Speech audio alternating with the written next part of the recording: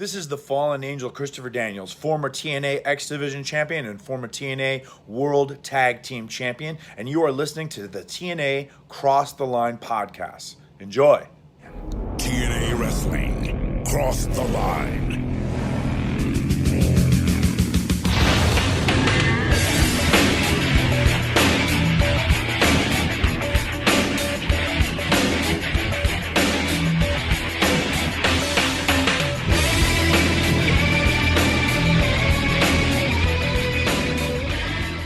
And we're back with episode 60 of the TNA Cross the Line podcast. I am Bob Colling Jr. With me, as always, is Dallas Gridley. And Dallas, tonight, I feel like I've been saying this for many weeks now. We have a major, huge main event with the NWA World Heavyweight Champion, AJ Styles, defending against a man who looks to achieve his destiny once and for all, Raven. I don't know about you, but I'm kind of hyped up for this one because, I mean, I know we've seen him wrestle earlier here in 2003, but this is a singles match for the gold. Yeah, it's a singles match for the gold. Raven is wicked hot as a babyface in the Asylum. And AJ Styles is hot as a heel in the Asylum right now. So I think all around, I mean, I think it's a pretty big match, even though, of course, we only had the gauntlet last week to decide it. It's still a big deal. And yeah, this is another show in a row. It's looking pretty good. So I'm really looking forward to this as well. Of course, we also know that we have a bull rope match between Dusty Rhodes and Glen Gilberti. And then I think they just said that Michael Shane was defending the X Division title, if I'm not mistaken. I think so, yeah. And then they teased a bunch of other stuff. But I don't remember actually what else was announced on the show. I have some stuff in my notes that'll kind of hint us toward some other things that are going on. But we do know, like last week, we had the burial of D'Lo Brown's career with Sonny Siaki in the casket, and D'Lo popped out of it. That was a good moment. I'll give him that. It was good. Yeah, it was a lot of fun. Are Swinger and Diamond getting another shot tonight or what? I can't remember if they told us, but at this point, they wrestle almost every week. You might as well give them a fucking title shot. That's why. Yeah, that's why I'm wondering. I mean, they're probably gonna lose because that's what they do every time. Well, that's the kind of crappy part. But, and yeah, I don't know. I'm excited. I'm always excited to watch TNA, though. You know me. Yeah, it's just how I am. Before we get too deep into it, though, a couple things I think might as well get some housekeeping out of the way here in the beginning. So, if you've been a long-time listener, a few weeks back, or actually at this point, a few months back, we knew that next week's show and the week after were potentially not going to be shows. Well, at this point in time, we do have a show next week.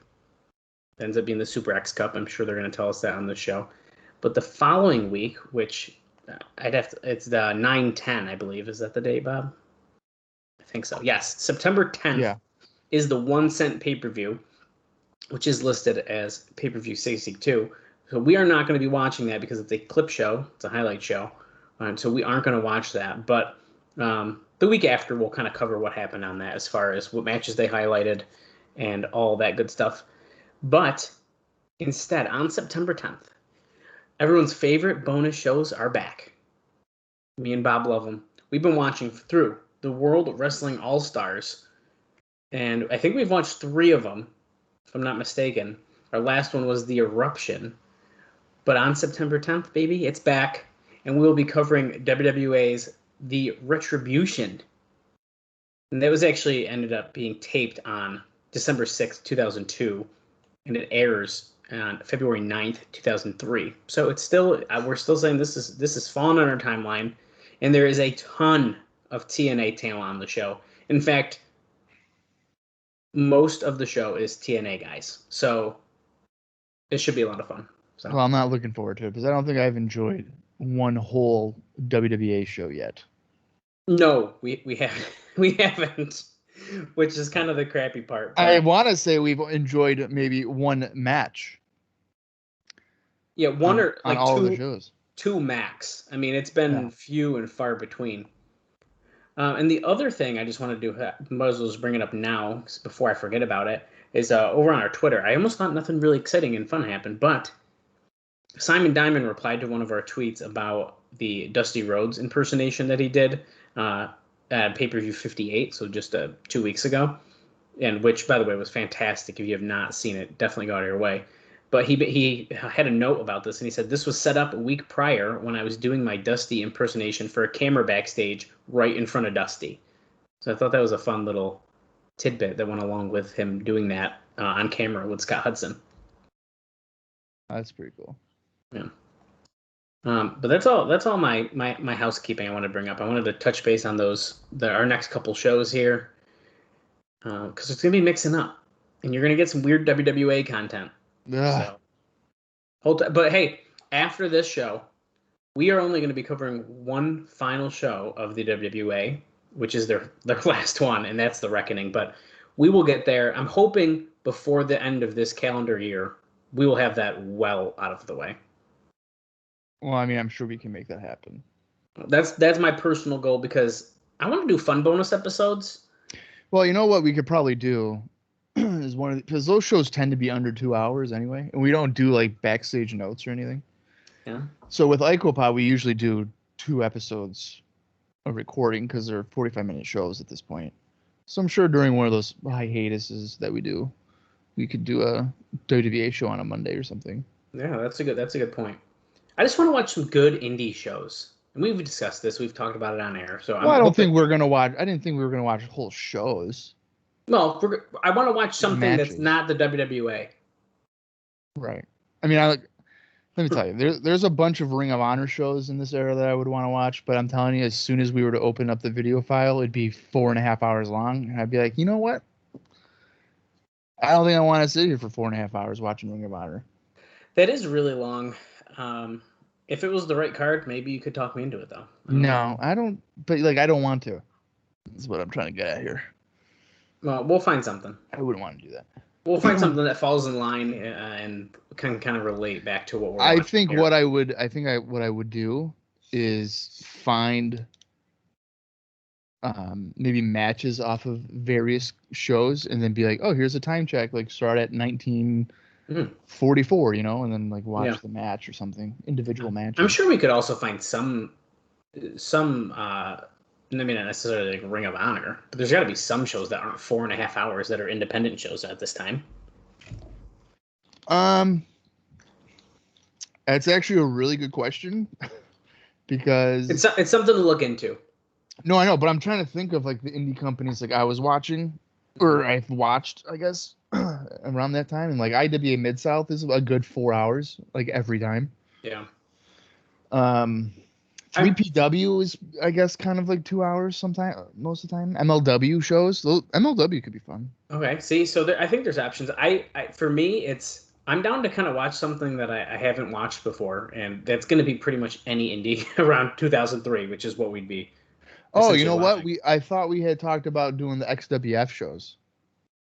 Well, I think we did talk about that.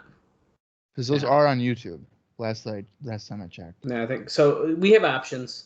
Yeah, and you know what? How about this? Hey, Jordan, one of our loyal Twitter followers, send us a suggestion on Twitter.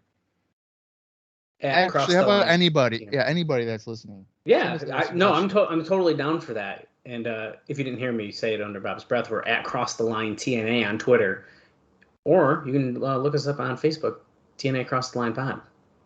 Yeah, we're not gonna watch the Battle Royal at Albert Hall or whatever, Austin and I did on ICOPOD. That's if we shows of life. If we got the crossover and those people are going to try to recommend that to us, it's just block. You're just getting blocked. Yeah, I'll actually report you on Twitter and Facebook, and then I will send that message to your mother and be like, "Did you really raise your kid this way to suggest such a horrible show?" Yeah, so don't recommend that show to us, but recommend something else from 2003. Early, late, doesn't matter. But I'm ready to kickstart this. You got anything else before we get going? I do not. I'm ready for this. Well, I'm going to start us off with well, let me do our thumbs up thing. Then I'm going to ruin your night. So last week's show, it's ruining my night, but get ready. So last week's show we enjoyed. We are on a hot streak. I can't. I'm going to try to pull it up quick as I'm talking here, but we really liked it. We're at least 5 shows in a row. Thumbs up from both Bob and I. That is insane.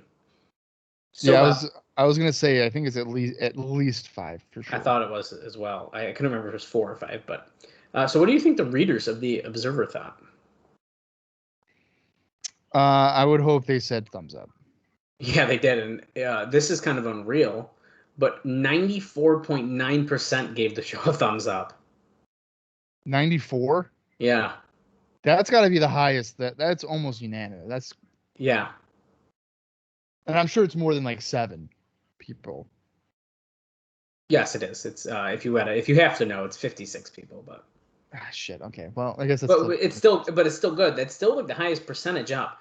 And so that of course leaves even though Dave has a typo here, I believe that's 5.1% thumbs down. Well, how about I got a question for you. Mm-hmm.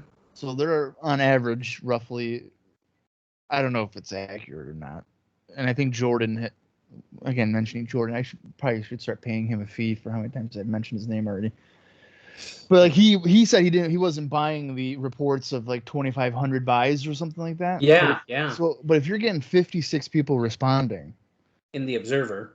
Of course, that's a very like niche audience, but still, I don't know. Some of those numbers might be accurate. Yeah. We don't know. I'm sure we don't still know to this day exact numbers, which is the sad part. I think one person does. Jeff Jarrett. Well, then he needs to spill the beans. He does. And I think that Conrad should get it out of him because we need to know. Just like we need explosion, Scott D'Amore. Yeah, damn it. Hashtag we want explosion. Tag Scott D'Amore. Tell him. Tag Impact Wrestling. Come on. Yeah. Someone's got to be working in the media digital section of the company, and they probably have it on a fucking shelf that just says explosion. Oh my god, it's so Put sad. it in, man, and Makes me upload sad. it. I'm an Impact insider now. Okay. We know they have it because they used to put hidden gems up from the same early explosion. So they clearly have the shows. Yeah. Come on. They are not destroyed. They are definitely available. So. Damn it. Well, before I give you the best match in the world, or I make you guess, let's run down the card very quickly, even though we did briefly touch on some things. And actually, we didn't even say probably one of the biggest things that happened last week, Bob, and that was the Ultimate X. The first ever Ultimate X match took place last week, which Michael Shane ended up essentially stealing the belt to win against Chris Sabin and Frankie Kazarian. So that opened the show last week. Then we had the non-title double bull rope match. Swinger and Diamond defeated America's Most Wanted. Then the Disciples of the New Church, which is Slash and Sin now, with James Mitchell, defeated CM Punk and Julio De Niro, where Alexis Lurie was ringside. And Eric Watts and Jeff Jarrett defeated Christopher Daniels and Legend.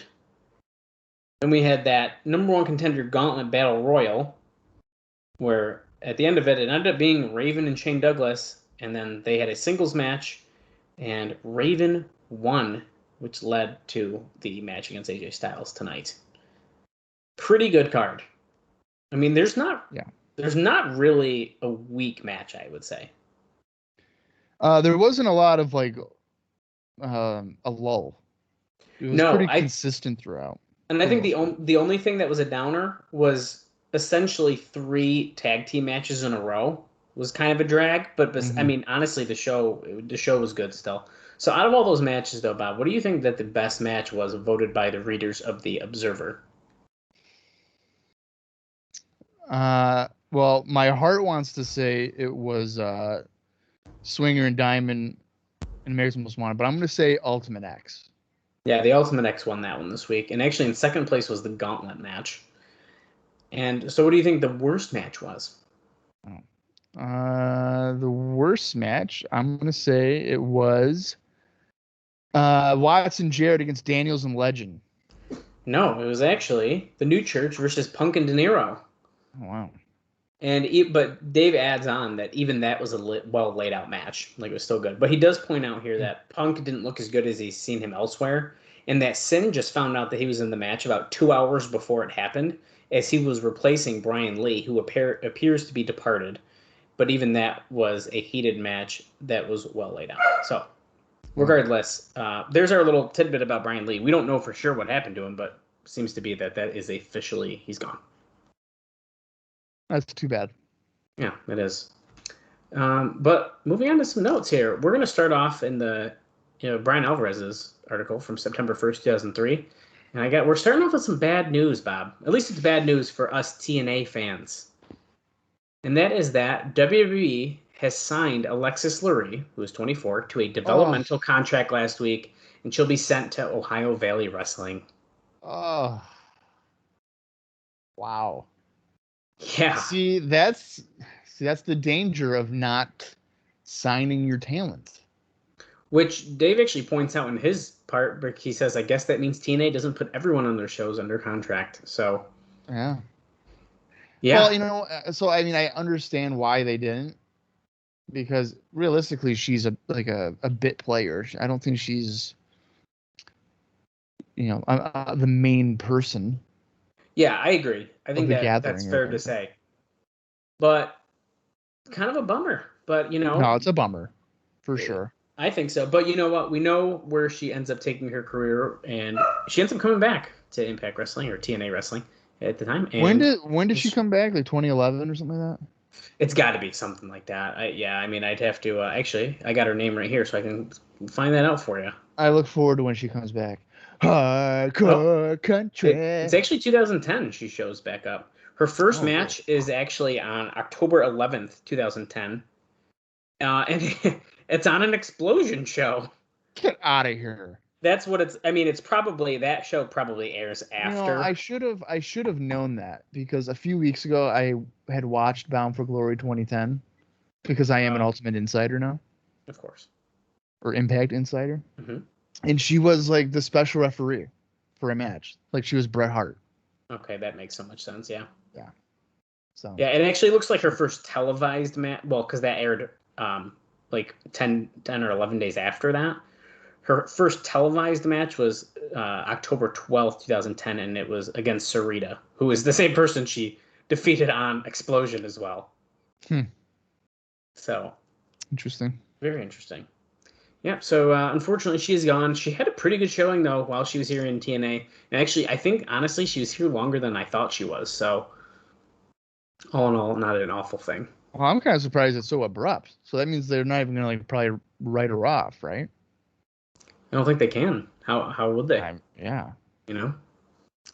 But here's what it is. They probably won't. I can't imagine they'd even mention her again, right? I could only see them saying something about, well, James Mitchell did something with her, and like kind of playing it into the story. I could see it being mentioned briefly, but I can't see them being like, oh yes, Alexis Lurie, she has signed her developmental contract. The only reason I feel like I could see them mentioning something about her is because she was here so long. Whereas, like, for example, even like Paul London didn't have like a story. He was here a couple times, but then he like left. Same with Tenacious Z, Zach Gowen. Same thing. He was here a couple times, and then he was gone, and so they didn't really have a reason to kind of bring it up. Whereas, like, Alexis Lurie has been with Raven for a while. So maybe they'll play it in. Maybe they'll just ignore it and blow it off. I mean, they might. Yeah, well, what's also kind of interesting to think about is I'm not sure of the exact date of when she debuts on WWE television, but she's in OVW for almost 3 years. That's crazy. I didn't even realize. Because I know she has a feud with Trish. Well, because that's her first thing, isn't it? Because she's like the big mega fan. Yeah, is that WrestleMania 22? Oh, you're testing me. I'll look it up real quick because that's gonna bug. I don't think it's 21. I don't think it was either. When they go Hollywood. Let me see here. On the air research. Let's see. I think it's 22. I think. Let's see. Yes, it is 22. Okay. So that's 2006, and obviously she's debuted before then. So, but she's looking at almost probably 3 years of competing in OVW before she appears on television. And if I go to her Wikipedia page, let's see here. She made her debut October 10th, so 2 years. Wow. just over 2 years that she was developmental. So. Yeah. Well, like I said, I mean, she's 24 when she just left here in TNA. I don't think pretty young. I don't even think she would need to be in OVW. I feel like this was at a time where everyone went there, though. Oh, it is, but it's not 2 like years. Like she's been pretty good. Well, I agree with that for sure. But I guess that's part of the time that it was. I mean, 2003 is a lot different than now, where of course, it doesn't happen to everyone. So I'm going to use the bad example of AJ Styles, who debuted on the main roster. It doesn't always happen, but that wouldn't have happened in 2003, really. No, they offered him a contract for HWA. For Heartland, I think, when WCW closed, and then every time they've ever talked to him, it's been like, oh, you got to go to OVW, and he's like, well, why would I do that when I'm like the TNA champion? Like, what the hell? Yeah. Like, no. Yeah. But anyways, we will miss you, Alexis Lurie. So we'll see you in 7 years. 7 years. I told you we're gonna do an offshoot. We might have to just start with January 4th, 2010. Stay tuned to the TNA Across the Line Patreon, where we start a second podcast and we cover 2010. Yeah. He has a note here. I'm just going to read through most of this because it's a Mike Tenay doing an interview on Get in the Ring Radio this week talking about the company. So he said what they needed to do was put together a string of very good shows week after week, not every other week, as has been the case at times. He said the key to this business was using stars with name recognition and then creating new stars of your own. He also says the biggest task for TNA at this point, he said, was to just get people to realize that they existed, which is pretty accurate. He said that they needed to get past just being recognized by hardcore fans, and whether they did or not is what would make or break the company. He talked about the Raven Jarrett match and how all the great promotion that led into the great buy rate. He said that they hadn't focused on a match like that since, and needed to do so to move up to the next level. He also plugged the 1 Cent Show, which is September 10th, and said that this was almost the equivalent of putting on a free national television show. Of course, it's not. You have to pay a cent for it. It's on pay-per-view still, but yeah, fair enough. And, people would have to still know it exists, but, Yeah. TNA also, Tenay put over Don West hard, and then he went right into talking about how disappointed he was with Jonathan Coachman. And I'm only leaving this in because I think this is hilarious, but he says Coachman, who was given the ball for a period on Raw and seemingly made no effort to improve himself whatsoever. He said it wasn't like Coach had to learn everything that there was to know about wrestling, but at the very least, he should know the background of guys and what their moves are called. He said, if all else fails, just go up to the guys before the show and ask them. And I like that because since when does Mike Tenay talk shit about people? Well, why would he even care? Like, is he watching Raw? And judging the announcers? I guess as an announcer, that's what you're doing. I guess. I just thought that was super interesting, isn't it? Yeah, I've never heard Mike Tenay trash talk anybody in my life. There you go. And he was like, fuck you, Coach. You suck. If you didn't think Mike Tenay could be mean, I'm going to have you hold that thought for just a few more minutes. Oh, no. Now we're going to go into the Rash Report, news and notes. This is the last section of Alvarez's part here. He opened with a ton of praise from various internet websites regarding the most recent show. He said the Ultimate X match was, quote, the most innovative match format of this decade so far, end quote. He said everyone in creative put their heads together to come up with the concept, and that the performers deserve the most credit for going out there and having a great match.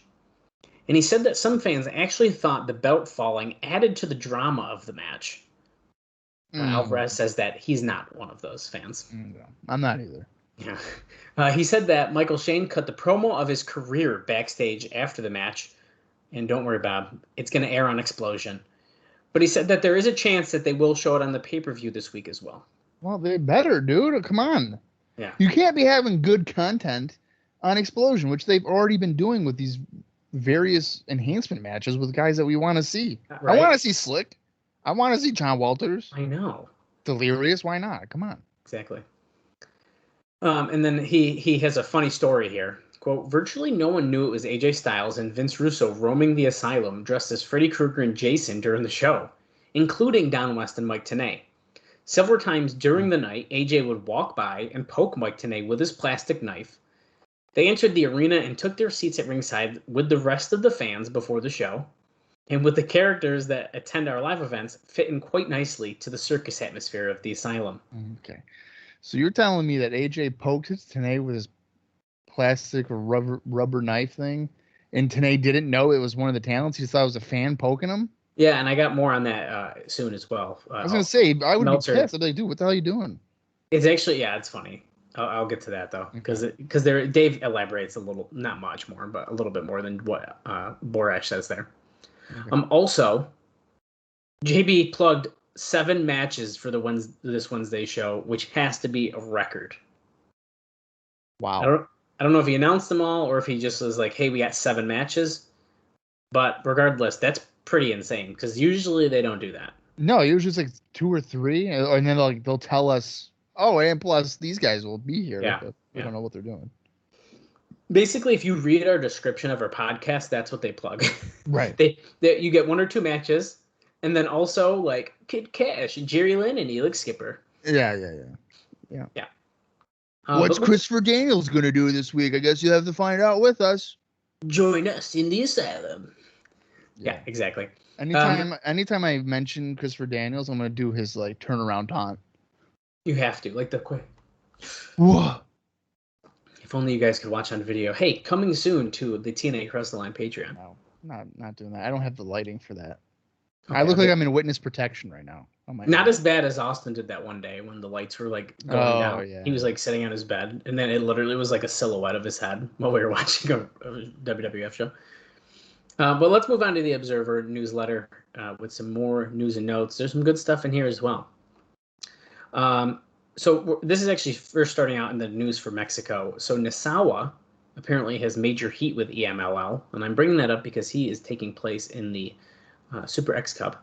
You've heard his name before, but Dave says that he'll also likely have heat for doing the TNA show since he never told the office, and the office wasn't allowing anyone to work. So Nasawa is taking chances here with TNA. Well, maybe he's trying to get a job. Very well could be. I don't blame him. I got a note here on actually an independent show. Bob might be covering it, so I'll kind of, it's nothing major, but it talks a lot about some TNA stuff here. So okay. It says, in what will be among the biggest indie shows of the year, a card called Brawl in Buffalo took place on August 24th after the Buffalo Bisons, the AAA minor league baseball team, game on August 24th. So, and by the way, this drew 7,000 fans. The game itself did. So, apparently, I think. Well, I don't know. The name of the show is the Ballpark Brawl. Oh, so it switched a little bit then. Yeah, I mean, for at least the DVD releases of it. Oh, okay. Ballpark Brawl. Which, you know what? I wonder if that would be maybe fun to watch too. I don't know if I've ever watched that show. There's a lot of TNA talent on it, so it definitely could. Yeah, there is. About 3,000 fans out of the 7,000 stayed. An hour after the game, that's when the wrestling started. So, and about 2,500 of those fans came to just see the wrestling and not the baseball, which would totally be me. So I totally understand that. But with some interesting notes here about this show is that the show was booked by Dave Penzer, using mainly TNA talent. However, it was clear most of the crowd had no idea what TNA even was. When AJ Styles worked with Kid Cash, most fans knew Cash, an ECW star, and it was described that fans knew Styles as compared with Cash. A few fans knew him, excuse me. Raven and Disco, who used Disco instead of Gilberti, they did a heel promo ripping on Buffalo, but half the crowd laughed at them and cheered them anyway. Then when Trinity faced Tracy, there was a big chant of "Let's go Red." And no, it wasn't Don West. It was actually that Trinity wore a red outfit, but no one knew her name. Oh, my God. And then the last note about the show that I'm going to read here is that even though most of the wrestlers were from TNA, there was no mention of TNA at the show. They should have had Styles run in and attack Raven and simply mention that you could see them every Wednesday on pay-per-view. Since you had a captive audience like that liked wrestling and clearly didn't even know TNA existed. I don't know if Dave Penzer booked that show. Well, if not, then Dave is full of shit with a lot of this, I guess, because I'm reading straight out of the newsletter. Yeah, I mean, everything I've ever heard about that show was that the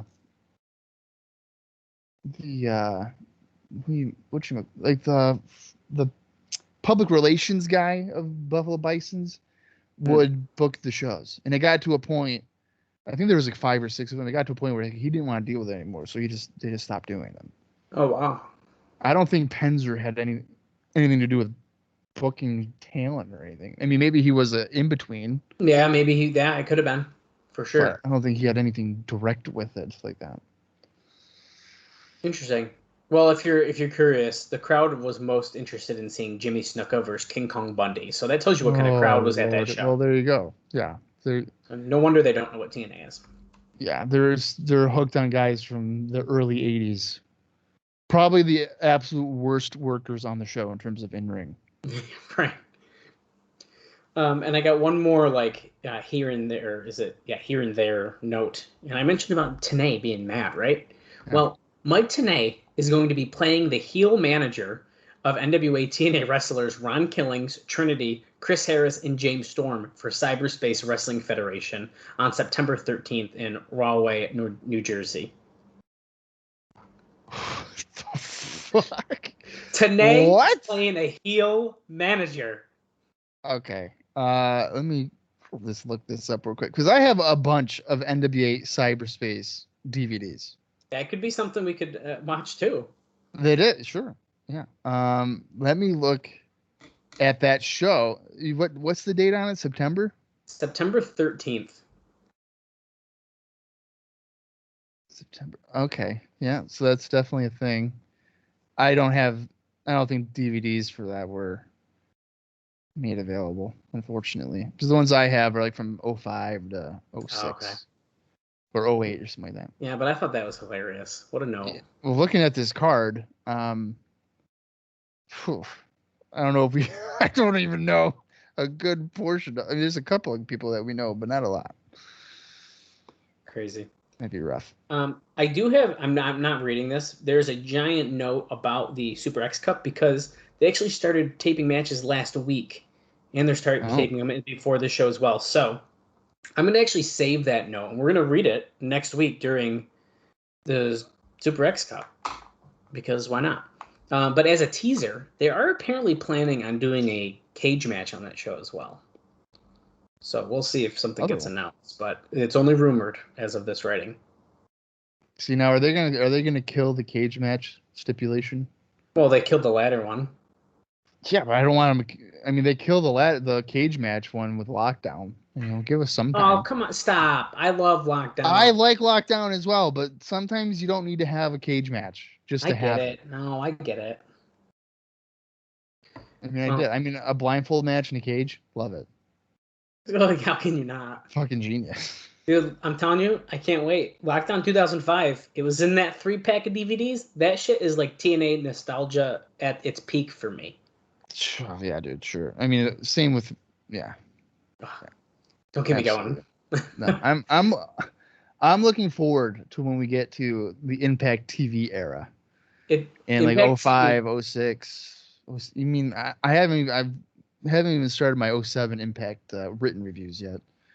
But for what I've seen, I mean, there's going to be some good stuff. Now, there's some stuff here coming up in 2004 that I'm going to want to fucking bash my head against the wall, because I recently finished all of the weekly pay-per-views for the written part for WrestlingRecaps.com. And to have to relive it and do it in audio form. I don't drink a lot of Tito's vodka, and I know I've joked quite a few times about having maybe some vodka cranberries on the show, but there might be a couple of episodes for 2004 that I might have to pop them open and just to get through it. Yeah, well, you'll have to do what you got to do, man. I will drink a non-alcoholic seltzer. Yeah, and I will listen to you hate your life for 2.5 hours with me. You will listen to me weep. Exactly. So there was talk about both Sting and Roddy Piper on the show last week. In an interview, Vince Russo ran down Sting as being afraid of Styles, which one would think would be leading to a match, but I'm not sure that's the case. They also did a video where they played Piper's music and had a graphic that said "Coming Soon," which we did point out. Yeah. Now, Piper has agreed to return, but the date wasn't finalized. He told TNA management that he first was undergoing minor surgery and he'd come in to do promos after recovering. I mean, I don't care about Piper at all. I don't think we ever see him wrestle in Impact. At least I hope not. Off the top of my head, I don't think so. I don't think he does. No, he goes back to WWE to do that. Well, he already did go back. Yeah. Oh yeah, because he did already. Yeah. Even He had a couple of months there with Hogan and stuff like that. yeah, but I guess we'll see what happens. This thing is very interesting to me because they're teasing him. We know he's got more dates, but like, when's he coming back? I don't know. Well, so here's my thing. I would be in 2003. I'd be fine with an AJ Sting match. Could you see AJ beating a guy like Sting? No, it'd be a screwed finish, and everyone would be pissed, and then they wouldn't have a rematch because they're not going to want to put the belt on Sting because they don't have enough dates for him, and blah blah. You get. Or is it just like a non-title and Sting beats him clean? Oh, but then your champion looks so shitty. Well, I mean that's what happens in wrestling. They do it all the time. Yeah, that's true. We'll see what happens. Yeah. They attempted to make the nonsensical storyline work with an Eric Watts interview, which I guess will wind up with the big feud being babyface NWA against heel TNA, doing a reprise of the 1996 angle that everyone in wrestling has done past death. Anyway, Dave says that the new history is that TNA is a marketing company that wanted to do wrestling. So they contacted NWA, which ran wrestling. TNA markets the product and they leave the wrestling to NWA, but TNA owns 51% of the company, sort of like TNA being Panda and NWA being Jeff Jarrett, although they explained it like AOL on Time Warner. NWA hired Watts as a director of authority because they were tired of all the old-time wrestlers who played politics and claimed there are no politics in this promotion. Well, Watts can be a comedian. He then said that TNA hired Callis to watch over their interests, and each side has their own security guards who feud with each other. Oh my god. So that was a lot, but that's what they're doing. It's very clear. It's very messy, I think. It's kind of muddy. Yeah. And they're not ever going to recapture this like WCW versus NWO type of atmosphere. It's never going to happen again. No. The talent alone in both of the different groups are nowhere near anybody in the WCW NWO thing. Like you don't have your Hogan, you don't have a Hall, you don't have a Nash. You have Sting, but he's not there. A Luger. No. It's like a cheap knockoff version. As people like to say, it's a great value version of the main product. For sure. Well, we'll see what happens. I can't see it lasting too long. I'd be surprised, and you're probably, because you've seen it, so you probably already fucking know half of it. Yeah. But I'm gonna say I'd be surprised if like Don Callis makes it much past the end of 2003. See now, even like Eric Watts for that matter. Well, so here's the thing. When doing these podcasts, sometimes I know what's going on, but I like to talk as if it's fresh in my eyes and give the viewpoint of someone who's seeing it for the first time. Because I don't like to go on here and be like, oh, I know this is going to happen, so like, what's the point? Agreed. So like watching these shows and like putting myself kind of in that context, I would think that Callis would be around a lot longer than Eric Watts, at least in the roles given. I think that's fair to say, yeah. Like maybe Watts would stick around as a wrestler, but as an authority figure, no. I don't see that. And this whole 51-49 stuff basically is telling you that Callis has ultimate control, right? Yeah. Yes. The marketing company has the control over the wrestling company. Okay, so anything that Eric Watts were to say, so let's say he would be like next week, it's the NWA champion, whoever he will defend against Jerry Lynn, right? So realistically, Don Callis can sit there and be like, no, we're not doing that. This is what we're going to do. So there's no point in him ever being like, yeah, sure, we'll do that. Yeah, for sure. I think they should have made it 50-50. I mean, then at least they could like argue with each other, and it's not like I have 51%. Right. So Exactly. Eric doesn't have any authority at all. So that's kind of annoying. Yeah, it's a weird thing. So we already briefly mentioned it, but Russo and Styles did the promo saying they were on vacation, and then they were lounging around by a pool. There were fans in Jason and Freddy masks at ringside, which we pointed out earlier on in the show too. And then of course when the reveal happened, it was like, what? Yeah. But I was not expecting that. I did not remember that at all. That was a legit shock to me. It was pretty good. So the one in the Jason mask, who turned out to be Styles, and poking TNA when he was announcing, just as a tease to try and take him out of his game. But TNA thought that it was just an annoying fan, so he ignored it. Oh, wow. So he's just like, whatever. I guess that's what you get, though, when the fans are directly behind you like that, Oh, yeah. That doesn't surprise me that TNA would just be like, fuck off. Like, I'm not even going to acknowledge. Right. Exactly.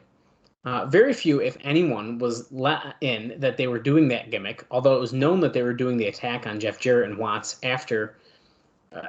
So after Jarrett and Watts beat Christopher Daniels and Legend, the fans hopped the rail and handcuffed Watts to the corner. We know what happens, right? Yeah. He says that those angles were awesome in the 80s, but are done so often that really they don't get, or that really, like so much in wrestling, they don't have much impact. But this was better than it sounds, Dave says. Which I have to agree. I mean, I didn't expect it. The unmasking and stuff was like, oh, shoot. Like, I did not know that those were Styles and Russo. Yeah, no, I thought it was a good reveal and a good angle. And I think TNA, I mean, sure, they kind of do the beatdowns after the match kind of often. Like, we've seen a bunch of whipping and hanging people in the ropes, whatever. But, I mean, it's done well. I think so too, actually. Yeah, I don't think it's like a negative on the show by any means. No, I agree. Also, earlier in the show, Raven was laid out and hung by James Mitchell's crew. There you go again with hanging people. There you go. The segment was botched a little because Raven was planning on taking an Alka-Seltzer while the lights were out to allow him to foam in the mouth after being choked. But the lights come on way too fast, and so he was taken out. And now we know that... As well, they did the whole story throughout the show where Jarrett and Raven weren't going to be in the gauntlet, but Raven ended up coming out all bandaged up and to win that match. And so on that note, Douglas has done a tremendous job of working the crowd where he gets old-time heel main event heat from this feud, and also because Raven is the most popular wrestler in the company. Yeah, I mean, I think Shane Douglas has done pretty well. Dude, I think he's killing it. I could listen to that dude talk all day the way he is right now in TNA. It's awesome. Raven! The franchise is going to franchise your ass. Exactly. That's what I'm talking about. Yeah. Screw the money. It's awesome. It's really great.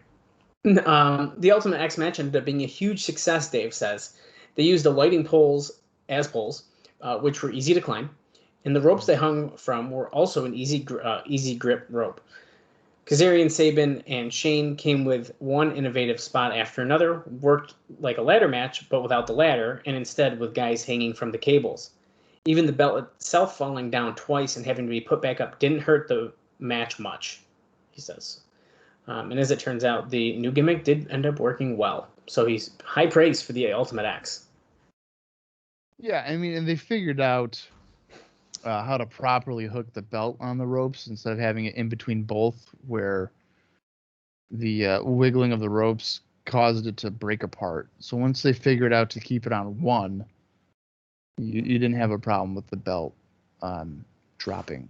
Yeah. But this isn't the last time that there's an issue with Ultimate X, because at some point here, don't they have like an enormous X that just like continues to plop down? Oh, they do have the big X, yeah. Yeah. So. Yeah. Well, hey. In a few years, we'll deal with that one too. And then don't worry, then we're going to eventually get to Elevation X. Elevation X. That's the one where it's like the giant thing, and you walk on top of it, and then the ropes are like underneath. There's like platforms and shit. What? Yeah, dude, it's insane. You haven't seen that? For the X division? Yeah. You have to walk on it, and then there's ropes? Yeah, hold on. I'm going to pull up a pic so you can see it. The first ever Elevation X match. It was AJ Styles versus Rhino. Let me see when it takes place here. I'm pulling up a video so you can... It's got to be like a Destination X or something like that. It must be. Okay, this is on Impact Wrestling's... do they have the date on it? Destination X 2007. I just want to pull it up so you can see the structure real quick. I mean, it's insane. Because they literally look at this shit. Hold on. I mean, it's like this giant thing. And Yeah. they can climb on top of it, and then the Ultimate X part's like, I still think it's underneath. Well, wait a minute. So it's like Ultimate X, but like a scaffold? Yes, essentially it's so there's not ropes underneath. I'm getting that mixed up, but it's a scaffold essentially. Now I don't know if you have to do anything specific to win. Maybe you have to throw your opponent off. Well, yeah, with a scaffold match, yeah, you have to throw your opponent off the thing. I mean, what do you think about that, dude? Elevation X. I can't believe they did that. Yeah. I don't even remember that. Well, that's a spoiler for my Impact 2007 written reviews. I guess they're gonna have a scaffold match in March. So thanks. So get ready for that. Yeah. Well, this is a pretty interesting note right here. We only got a few more. Mitchell was contacted by someone in WWE about coming in to manage Mortis, or at least he was telling people that, but was also giving the impression that he might not take the offer. He was thinking he could earn more money at his regular job in Orlando than going on the road for $500 payoffs and having to pay road expenses out of that, since the downside guarantee numbers for someone like him would be very little. The night a week thing allows him to get at least his wrestling fix. So that's pretty interesting. The fact that they were trying to find something for Mortis in late 2003, which, if in case anybody listening doesn't know, it's Chris Kanyon. Yeah. That's surprising. I didn't even know that Kanyon was still with WWE, really, by this point. So he's there. I think he's actually there. Because I looked this up recently, and I was like, damn, he was there a lot longer than I expected. But of course, then because I actually was thinking about this either earlier today or yesterday, Bob, and we might have mentioned it on the show, but would Chris Kanyon not fit in perfectly here in TNA? Oh, yeah. Because I really think he'd fit in real good. I think there's a bunch of guys that in TNA he could have great matches with. For reference, Chris Kanyon's final WWE match was on a Velocity episode on December 9th, 2003, where he lost to Orlando Jordan. So he's there until the end of 2003. Wow. Was he wasn't Mortis, right? He's right as Kanyon. Nope, right there it's just Chris Kanyon. Or Kanyon, not even Chris Kanyon. Yeah. I don't know if I see there is a Mortis in 2003. I mean, right here, even Matt Hardy defeats Mortis at a house show on August 31st. That's literally the day after the show we're about to watch. Yeah, I was gonna say that was he had Mortis appearances as dark matches in a house show. So, yeah, that doesn't surprise.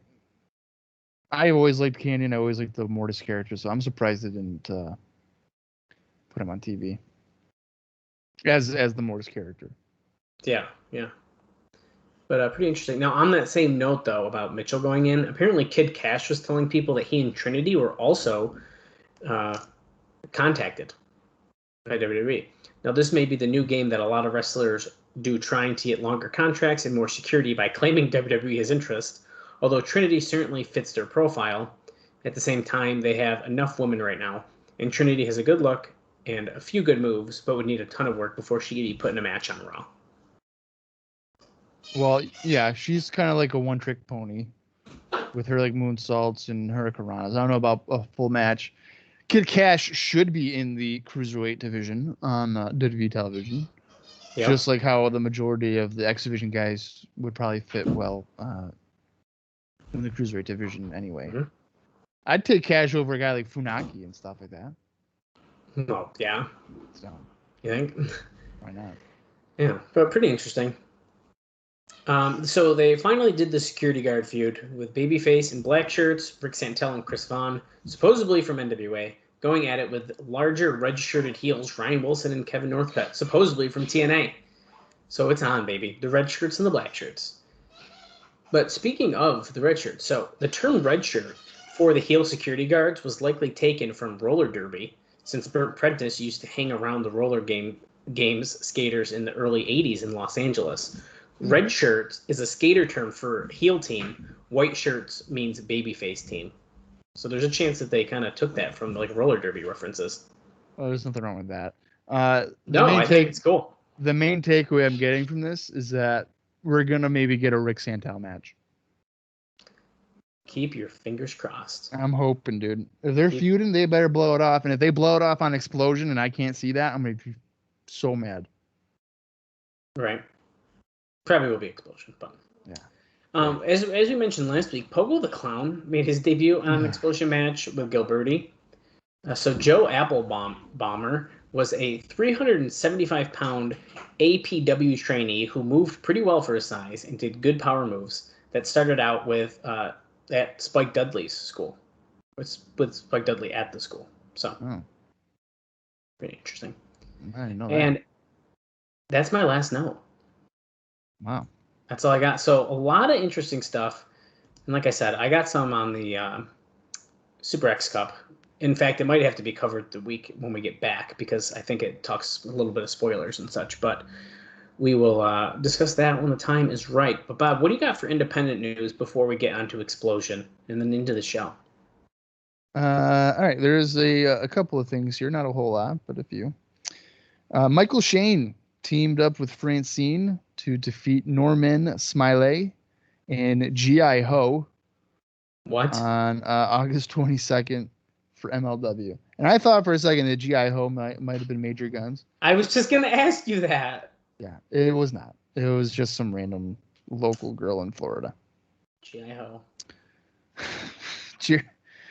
Jerry Lynn lost to Homicide on August 22nd for MLW. The Sandman teamed up with Steve Williams in a losing effort against C.W. Anderson and Simon Diamond on August 22nd for MLW. Disco Inferno defeated Norman Smiley on August 24th for the Ballpark Brawl. And then on that same show, he teamed up with Raven in a losing effort against Jeff Jarrett and Sabu. Which, that's interesting to me because if you pay attention to the TNA storylines, that would be kind of like flipped, I feel. Like Disco would not be teaming with Raven. Yeah. Actually, Disco probably wouldn't be teaming with anybody in that match. So no. That's a fair point. That's a little weird. Speaking of Raven, though, he lost to his TNA friend CM Punk on August 22nd in a straight edge rules match for MLW. And lastly, AJ Styles, our NWA World Champion, lost to Colt Cabana on August 23rd for International Wrestling Cartel. And then the next day, he defeated Kid Cash for the Ballpark Brawl. Nice. Some good stuff there. A big win for Colt Cabana over the NWA World Champion. That's right. Boom, boom. Boom, boom. Good job. Well, let's touch base here on Explosion quick that we can't watch. Scott Moore. Yeah.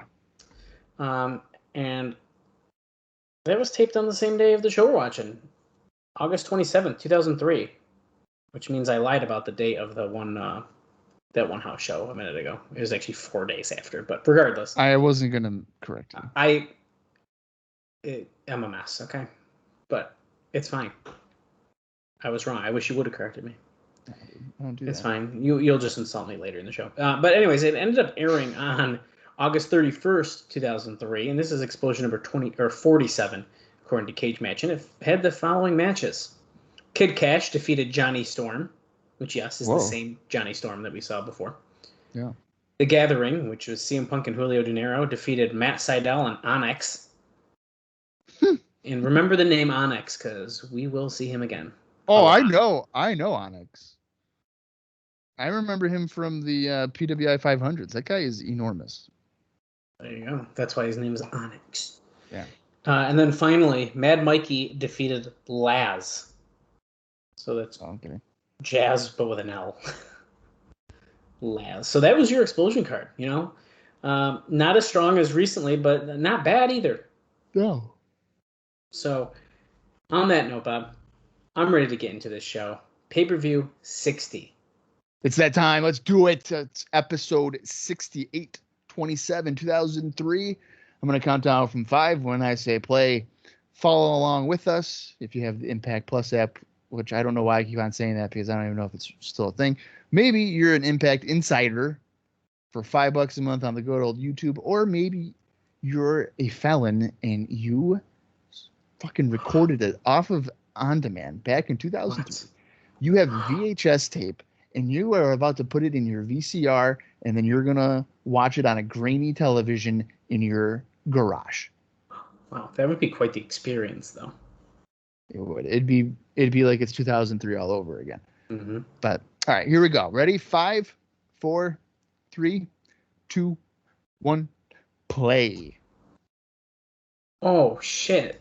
They're jamming. We got JB doing a voiceover with a highlight package. So yeah, I think they did this last week as well, didn't they? I don't know. It's not even like spooky music though either. It's like a rave. Yeah. I'm not going to forget the crowd number this week. I did last week. I remember as soon as we stopped recording last week, I said, Bob, I didn't say the goddamn crowd number. Last week we had 1,000 people in attendance. So, Bob, before I give you the number, once we see that crowd, I want you to guess how many we have this week. 1,000. I'm going to say 1,200. Okay, I'm going to have you hold that font. Yes, Sonny Siaki, D'Lo Brown. Tonight it sounded like 2 months of waging war. Simon and Swinger facing America's Most Wanted. Look at this, Sandman. He's challenging Abyss. Yeah, okay, that's not going to go well for Sandman probably. I kind of like tonight doing the voiceovers instead of Borash. Dusty Gilberti. Yeah, but that's a bull rope match too, ain't it? That's a bull rope. Yeah. I like this. We're pretty much covering the whole show right here. Raven getting his shot here against AJ Styles. That's right. Who will stand? Who will fall? Total nonstop action is next. And here's our opening video package. I think that's a strong card. Yeah, I'd say so. For what we know. Okay, so Simon says, win the gold. Wow, Simon Diamond's got some fans in the crowd. I'm a Sabanite. Okay, there's April. Oh, yep. Oh, it's April. Michael Shane is defending against Jerry Lynn, they just said. All titles on the line tonight. Wow. Well, I guess Jerry Lynn's about to win the X Division Championship tonight. All right, so Bob, you said 1,200 for the crowd. We just got the shot of the crowd there. Mind you, not a great one, but we actually are at a sellout of 1,300. That's the sellout number is 1,300? Yeah, we jammed 14 in there when Sting was here, but the sellout number is 1,300. Oh, wow. Here comes Shane Douglas and the New Church, which is Slash and Sin. I don't know why I like this Shane Douglas so much with the New Church. Isn't it weird? It's so like bizarre, but then it also kind of like works. So it's like, okay. Yeah, it really works for me, I think. Okay, they're making Sin look a little scarier. He's got some eye makeup on. I don't like Sin. Why not just have Devin Storm? Just put Devin Storm in there. Well, Tempest is obviously our number one pick there. Oh, shit. Yeah. Look at who their opponents are, baby. It's that 3-Life Crew, Conan, K-Dog, the Magic Stick. They're gonna have these guys lose to 3-Life Crew already? The truth. The Suntan Superman. Well, maybe. I mean, I would have to think. I mean, they've given a lot of attention to Be Digital, the Trailer Park these Gangsta. guys, so I'd be kind of surprised if they didn't lose. Beware. Oh my god, BG James' dance moves are so cringy. They're so bad. Don't judge him, dude. The 3-Life Crew, baby. Conan, K-Dog. 3-Life Crew. Beware. Remember, they were victorious in their pay-per-view debut. Actually, Sin was one of the people they beat. It was Vampire Warrior and Devon Storm they just mentioned on commentary as well. And they got 3-Life Crew shirts now, by the way. It says doing the damn thing on the back, I'm pretty sure. Oh, Conan's got a mic. Yo, wait a minute. You like this new shirt? Go ahead, feel. That's enough. I wish he was still doing that. I don't know why he's got like a headband on. So, yo. Let me speak on this. You want to Let's toss do the my damn salad? thing, dude. All That's the right, thing. toss my salad, Chico. Yeah. Look at Shane Douglas. This lady's about to have to rail at Who the him. hell is that? That's the girl that looks like that murder woman from Monster. The one that Charlize Theron played. the killer woman. Yeah. Love it. She was a hooker and she killed a bunch of dudes. Rest in peace. Conan starting us off with Slash. Rest in peace. Jesus. Well, you got to say your sympathies, you know. Conan getting thrown off the rope, shoulder block to Slash, going off the other rope. Slash up, and Conan rolls under. Oh. Whoa, what the hell was that? A reverse DDT out of like a hip toss thing. Douglas is pissed on the apron. Rolling Thunder. Okay, he just all right, suck my dick. Cool, Conan. It's a family show. Unbelievable. Here comes Ron Killings. Going for a saying we have audio problems. Scissor kick. But Dallas would probably call that an axe kick. Well, I'm going to call it the same thing that, the expert Mike Tenay would call it, and he just called it an axe kick. So a scissors kick. If you are Bob or you listen and you agree with Bob, you can suck it. Because Mike Tenay, who's the professor, calls it a goddamn axe kick. Oh, my God. Ron Killings with a leg drop to the crotch of Shane Douglas off the top rope. But now Slash is on the other rope. I'm just going to keep talking so Bob can't get a word in, and then there's a crossbody. If you move your legs like a scissor, it's a scissors kick. Slam. This is insane. No, I just want to let people know that Dallas texted me recently, and by recently I mean like 2 minutes ago, asking if Slash was Nikita Cola. It's not. It's dick. just Slash.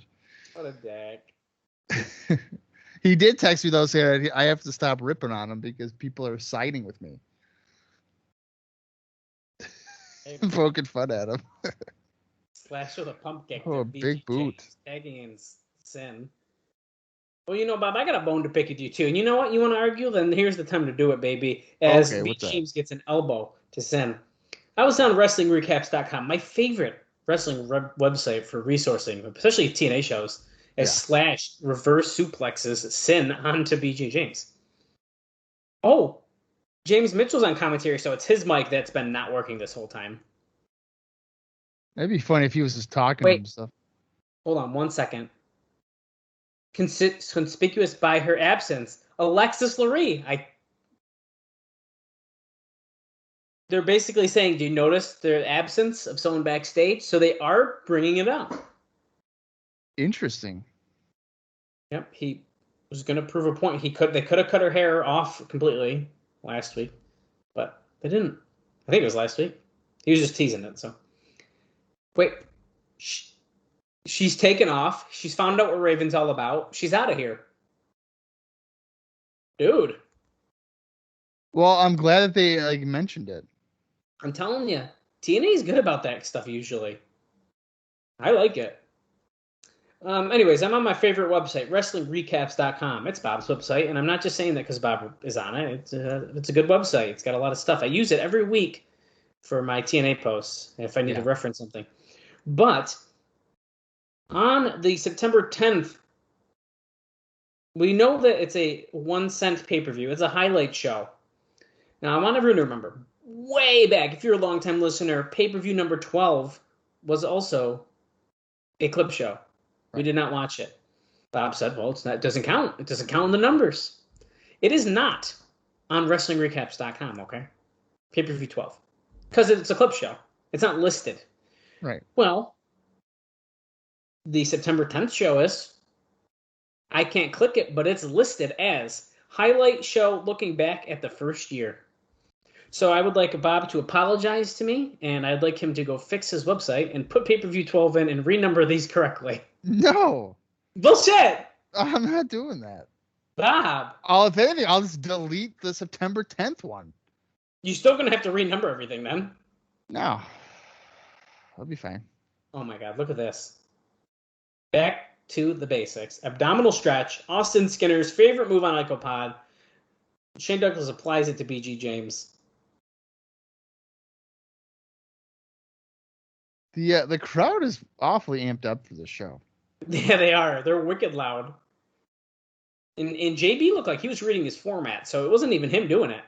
I actually think Conan might have been hyping him up pretty good, which is, probably what should be happening, not but JB. But even with him, stomping on the mat, they're immediately reacting. And I feel like the lights are up more because it is sold out. Probably. There's no reason to hide nothing. I guess Ichi clothesline Shane Douglas down.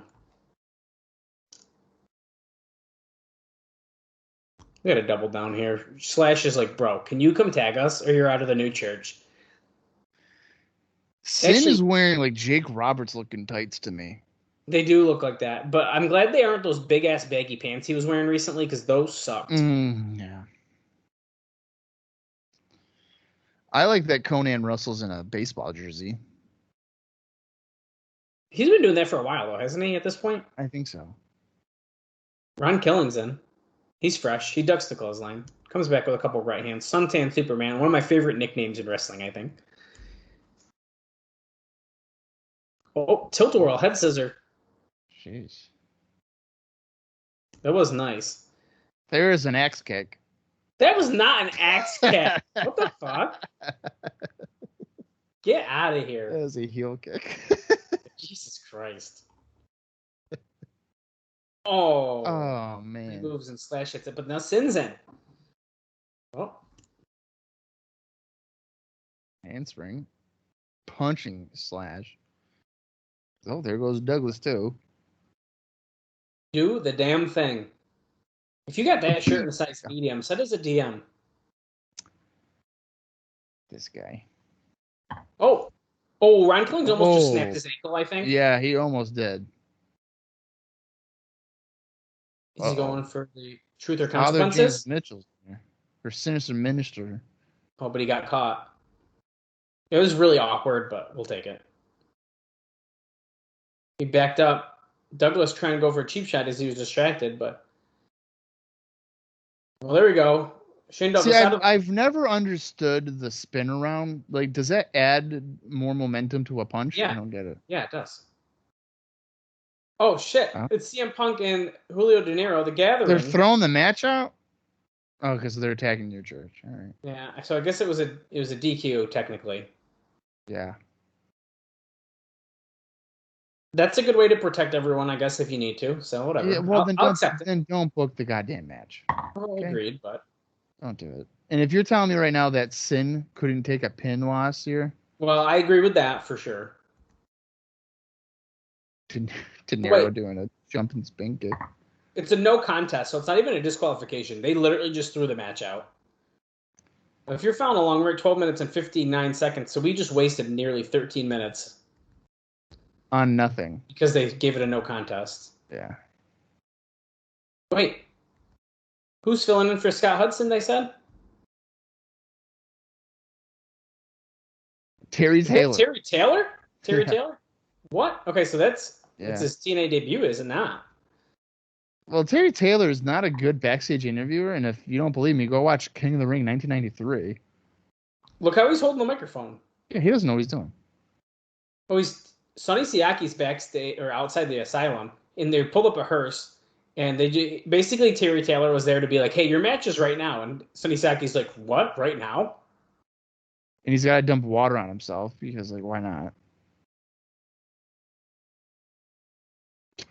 This is the ace in the hole. Sonny Siaki. Now, we heard the rumors that Terry Taylor was potentially coming in recently, but he wanted to get that severance package from the WWE. So he either got it or they weren't giving it. I thought he was supposed to come into Russell. That was an even earlier rumor, and that didn't end up happening. Because, like, wasn't it going to be like a tag team, like him and Sabisco or something? Yeah. Well, that was for like the tag tournament or like the Anarchy Asylum thing. Or something. That's so but then there was a different rumor where he was just going to come in. So he's officially here now. I could probably care less, to be honest with you. Yeah. All right. Sorry. I could. D'Lo coming out, but. Oh, what a great axe kick. Jesus Christ. It was a heel kick. Jumping heel kick by D'Lo. Go get him. Sonny Siaki tried to attack him on the ramp here, so we're fighting up. By the way. Now we're whip Siaki into the apron. Do you think D'Lo's going to be a mid-card guy now? Yes. I don't think he'll ever get another NWA title shot. Really? I'd be pretty surprised. He won't be one-on-one. I'll say that. Okay. Moonsault off the apron here by D'Lo. Trying to prove his worth here to Dallas Gridley. He took his shirt off again.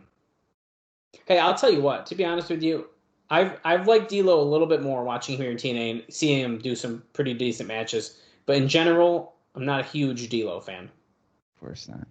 Of course, way back when me and my buddies and Bob, we were doing this like essentially a fantasy booking thing, and it was a competition, and our friends gave D'Lo the WWF title, and Bob picked it, and I'll just never forgive him. Listen, I like out-of-the-box ideas. Yeah, like Hogan taking a follow-away slam. That's unrealistic. Oh, wait, you're right. It's not out of the box because he would do it. No, he wouldn't do it. D'Lo just freaking threw Sonny Siaki out of the ring. D'Lo should have been the WWF World Champion in 1997. Well, he wasn't. What in the world is he doing? Oh! Well, he caught him he was kind of going for a weird baseball slide, but Siaki caught him, slammed him on the ground, and whipped him into the stairs. Yeah, I think D'Lo was trying to go for like a head scissors through the middle rope to the floor or something, and then Sonny countered it with a powerbomb on the floor. And then, as you said, he whipped him headfirst into the ring steps. Yes. Did not look pretty. No. Pretty, isn't it? Looked like it hurt D'Lo quite a bit. Slapping him ringside here. I was kind of hoping this was going to be a casket match, but... Well, considering that we saw Sonny bring a hearse to the building, I wouldn't be surprised if that eventually happens. Holy shit! What the hell is going on? Sonny Siaki just hit a split-leg moonsault on him. I think that these guys were playing Raw for SmackDown 2003 in the back on the PS2, and they're just like, yeah, I can totally do that move. Okay. I think Sonny was playing as Rob Van Dam. Yeah, I did not expect to see him do that move right there. You know, every time I get a package delivered, I look out the window and I hope that it's Sonny Siaki delivering my package. Well, I'm usually hoping for Mark Jindrak. Well, that too, but Because I really like Sonny Siaki. If the listeners didn't know, Mark Jindrak, who is a former WCW and WWE wrestler, currently works for UPS here in Syracuse. Oh shit! Siaki goes off the middle rope, and D'Lo caught him with a cutter. But now we're both hurt, so now no one's winning, dude. It's a double down. JB's reading the format as if he knows what move is going to happen next. You don't know nothing. The crowd slowly was chanting D'Lo, so he started like getting hyped. D'Lo, D'Lo, D'Lo. If I was there, I'd be yelling, "Throw me a shirt, JB. Give me a shirt and I'll chant. Damn it." We're trading I would clothes be here. like, let me go backstage and I'll cheer. Well, you're asking for a lot there, buddy. Little do you know, there's barely a backstage, so you can't really go back there. Well, there's enough of something backstage to let you go back there. There's 2 bathrooms, and there's another room, and then there's a wall where they interview. Speaking of bathrooms, my favorite wrestling bathroom memory is when I took a leak next to Cheech. Oh, that's pretty good. Hey, Trinity's up on the apron now. Is she about to get involved? She's just distracting Rudy Charles. D'Lo hitting the sky high. I think that's the sky high, and then the low down's the Is the front flash. We never know. I'm pretty sure. I'm starting to get pissed because we never know. I still think they should be switched, but I'm pretty sure that's the sky high. Oh, the Siakalypse. Oh, that should be it. 1. Come on, here we go. Yeah, he's going wicked slow for the cover. So here we go. 1, 2. Okay, well, he was down for about 45 seconds before they even did it, so. Yeah, I mean, that was disappointing.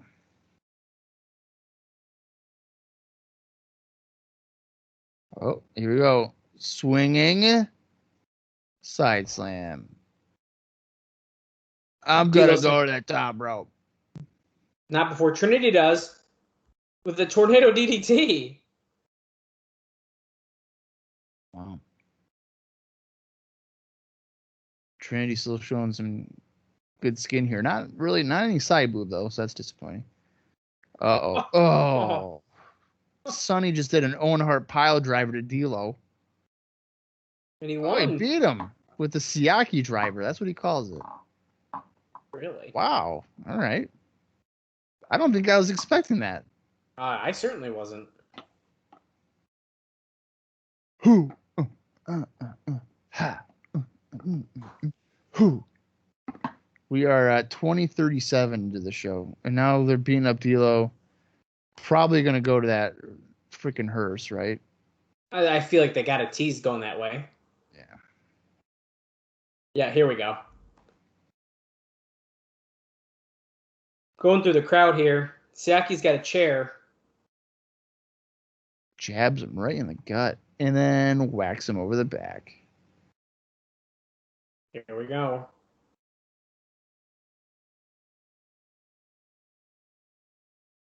They're going to go outside. It's getting a little dusk outside. Going out the back door. Trinity says, come on, get him in the truck. It's a hearse. Unless you said trunk, which is still wrong.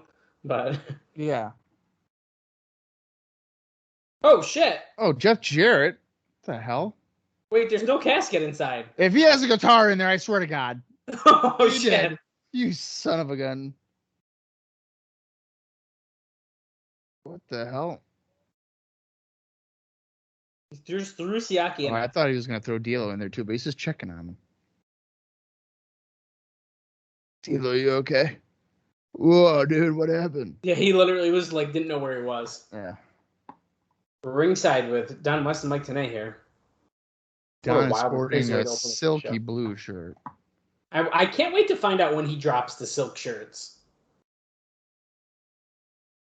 I don't know. He switched it for like 1 week and then immediately like regretted it, I feel like, and was like, nah. Didn't he have like a Hawaiian shirt or something like that?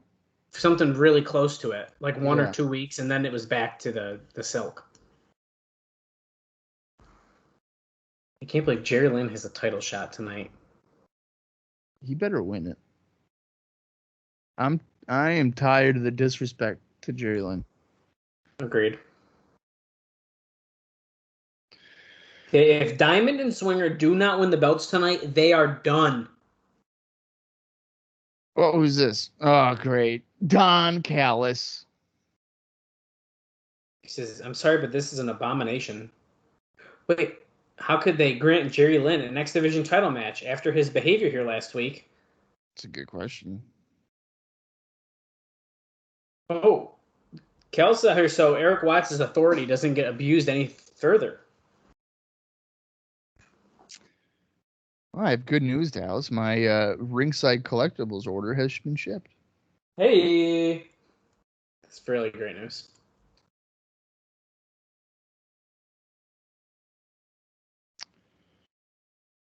So, regardless of what he thinks, Tanay says Jerry Lynn gets the shot at the X Division title. Callis keeps looking at a piece of paper that probably has nothing on it. Jarrett's on a rampage. Don West says he doesn't understand this obsession he has with Jerry Lynn. Don must not have watched ECW 2000. Yeah, well, he said he has a problem with people not following rules. It has nothing to do with Jerry Lynn. Let's take us back 1 week. The incredible, historic Ultimate X match from last week. Okay, so now we're going to highlight package from Ultimate X. I'm assuming we're going into that X Division title match now. Well, I would hope so, if we're getting a video package for it. The Ultimate X. Ooh, this is good music.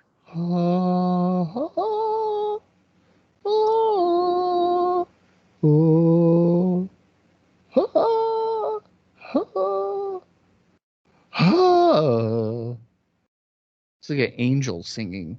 I know, I was just going to keep letting you go with that, though, but... No, I don't think anybody really wants to listen to me do that too much longer. Oh, look but at if that you insist, I'll continue. Are they going to show like the whole match again, or like what are we doing here? This is a quite like long video package lead up to the actual match. I mean, now we're showing some, but yeah, this is. I don't think it needs to be this long. Already, I can tell it doesn't need to be this long. No. How can you prepare for this? How long before you think they ruin the Ultimate X match? They won't. I don't know if I agree with that. Probably with Elevation X. Elevation X, a scaffold match. I still can't believe they did that. And you spoiled it for me. I can't believe you didn't know about it. TNA does lots of fun ideas like that. I had heard about it, but I didn't remember it as being how you described it, and then it turned out you lied. So it wasn't how that... I lied very, very briefly about it. Well, you still lied. So I think that's important. Okay. Come on, Kazarian. Oh, yeah, but they definitely did an Ultimate X where there was also like poles above it. There was poles above it? Well, yeah, like the scaffold shit. They did some, because someone jumped off of it onto someone on that. I'm almost positive. TNA did some weird shit, dude. Well, that's what I mean. So even if I'm wrong, you can't fucking blame me. Speaking of some weird shit, I read the Impact Resurgent spoilers. You want me to tell you on air what happened? Or no? I'd like you to not. But here, look, see, I'm not fucking lying, bro. See? There's the thing, and there's the X, and people jumped off the top of it onto the people on the rope. Why would people go above the ropes? Well, you could, I don't know.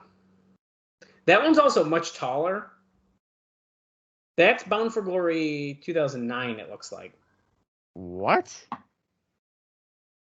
Yeah, I'm not making shit up. What in the world? Why? But why would they climb the structure above the ropes? It looks like you could actually use that to help like tightrope or across the ropes if you wanted.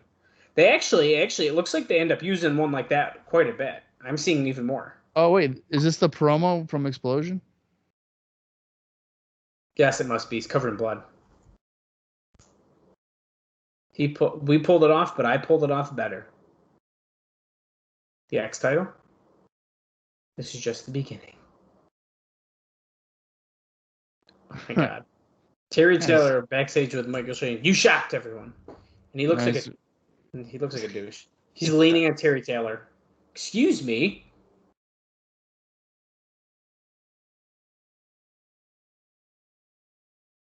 17 more If years. I was a backstage interview, I'd probably sound like Terry Taylor, where it's like he probably thinks he's sounding like really good, but like it's not. I was a pretty good backstage interviewer for ROA.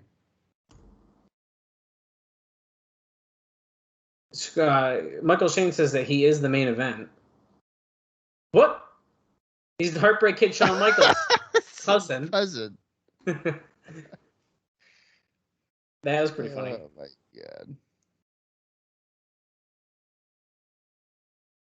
He's gonna dance all over his face. Was he like purpose? I think he was purposely trying to be like Shawn Michaels, though, right? Yeah, that was pretty bad. Yeah. So wait, is Michael Shane like a heel all of a sudden? What? Is he like a heel now? Oh yeah. Absolutely is. So Michael Shane's first X-title defense, NWA awards title shot to Jerry Lynn, and it's youth versus experience right now. So prepare yourselves. Well, they mentioned that Jerry has 17 years experience, Edge. Okay, Don Callis on commentary for this one. Oh yeah, let's April go. and Lollipop, killing it tonight. Here comes Jerry Lynn. If anybody has Lollipop's phone number, What do you think she's doing these days? you can email me. She probably has OnlyFans. No, because if she did, she'd be advertising like former TNA person. Here's my question for you: if Lollipop had an OnlyFans, would you buy it? If it ain't $30 a month like Sonny, might have to. Yeah. I can't say I would. I don't understand the whole concept of OnlyFans. If you want specific content, there you go. Yeah, but Here comes Michael Shane. Shawn Michaels' cousin, Michael Shane. That should be Borash's entrance for this guy. I wish too. I don't like that he's like a bad guy all of a sudden. Because he's cocky, because he stole the title, like that makes him bad. Yeah. Eh. He has an ego now because he's champion. Meh. Hey, the bell rang. You know what? Red and blue. This is a rarity that Dallas doesn't like something that TNA has done. That's not true. I just don't understand it. He's self-absorbed now that he's champion. Yeah, but like you put that in an explosion and show 10 seconds in a highlight package, and I'm like, oh yeah, I fucking hate him now. Yeah. Boo! Boo, Michael Shane! Boo! He didn't have any personality before the title win. So now that he's won the title, it's gone right to his head in 6 days. I get it, but we could have milked it a little bit more. I think it's perfectly fine what they're doing. I think you're just saying that to make me mad. No, I'm not. I think that it triggered something in his brain where he's just self-absorbed. I think what should have happened is he should have tag teamed with Jerry Lynn. Then he ended up being the Glory Hog. Then they win the tag belts. Oh my god! And then they break up and they beat each other up backstage. Yeah. So you basically want them to do a Jerry Lynn, AJ Styles angle every year. Well, if it's going to his head, why not? Yeah, great. I think they should have Jerry Lynn every year, try to find a new X Division guy as a tag partner, and then do the same exact storyline every single time with them. Some young guy. Yeah, it's some young guy. They win the tag belts. It goes to their head. They steal the wins. He beats them up. He calls them a glory hound. He goes to the same store that he threw Styles into a bathtub at. So every year in like June, it ends up like culminating at the anniversary show. It's like, you're a damn glory hog. Oh my god. And then like tonight could be like, for the 12th year in a row, Jerry Lynn and his tag team partner have been feuding. Jerry Lynn just can't get away from these glory hogs. Trying to take away the crowd reaction to our loving veteran. You know what? They should do that, and then like, just like the last year they do it, have Jerry Lynn be the glory hog, so it's like a swerve. Like he can actually finally trust the guy, and then Jerry Lynn's like, "Fuck you, I'm gonna do this." You think it's working? It lasts more than like 3 months, And then all of a sudden, Jerry Lynn he's the glory hog. And then at the end, he cuts a promo and he's like, "It's gone full circle now, punk." I'm tired of you. I'm tired of you young guns. It's my turn. Yeah. Like, Jesus. Oh, look at these arm drags, dude. Very technical start here to this X Division title match. See, this is the type of stuff I hate in the X Division. I don't care about arm drags and knee drops. I want freaking somersault 450s to the floor on top of a ladder. Andrew Thomas is like, hey, can you wrench it a little bit harder? Because he doesn't look like he's in pain. No, he does not. Michael Shane, though, isn't selling it either. He's just chewing his gum. Well, because he's the Heartbreak Kid, Shawn Michaels' cousin. Okay, so Don Callis is still on commentary to make sure nothing happens. Mind you, in recent weeks, Jerry Lynn he was suspended, then he broke a scale over Elix Skipper's head, and then he's doing all sorts of stuff, getting taken out by security. Don Callis has certainly been targeting Jerry Lynn. Oh, Lynn with a kick to the chest, backdrop to the apron. Oh my God! He missed the middle rope glider drop because stunner. It was a fake out. Yep. Heartbreak Kid. Yeah, fans are chanting Heartbreak Kid at Michael Shane. Jesus. Oh, baseball slider. Jerry Lynn's back.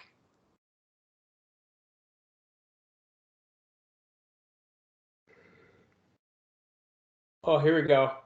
Oh, no. Oh, Lynn countered it. Grabbed the foot of Michael Shane, who looked like he was going to be going for a springboard moonsault on the outside. Don Callis just said it, too. That's my favorite thing now. Instead of being like, he's the cousin of Shawn Michaels' cousin. Oh, reversed Irish whip. Jerry Lynn gets thrown to the guardrail. Oh. That's an aged Brian Lee right there. Oh, drop to hold into the steel steps. Is he going to do a blade job? Yes, he's definitely blading right now.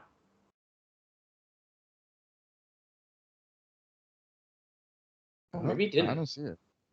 Wow. Maybe he put extra oil on his forehead to make sure he didn't bleed. Couldn't get through it.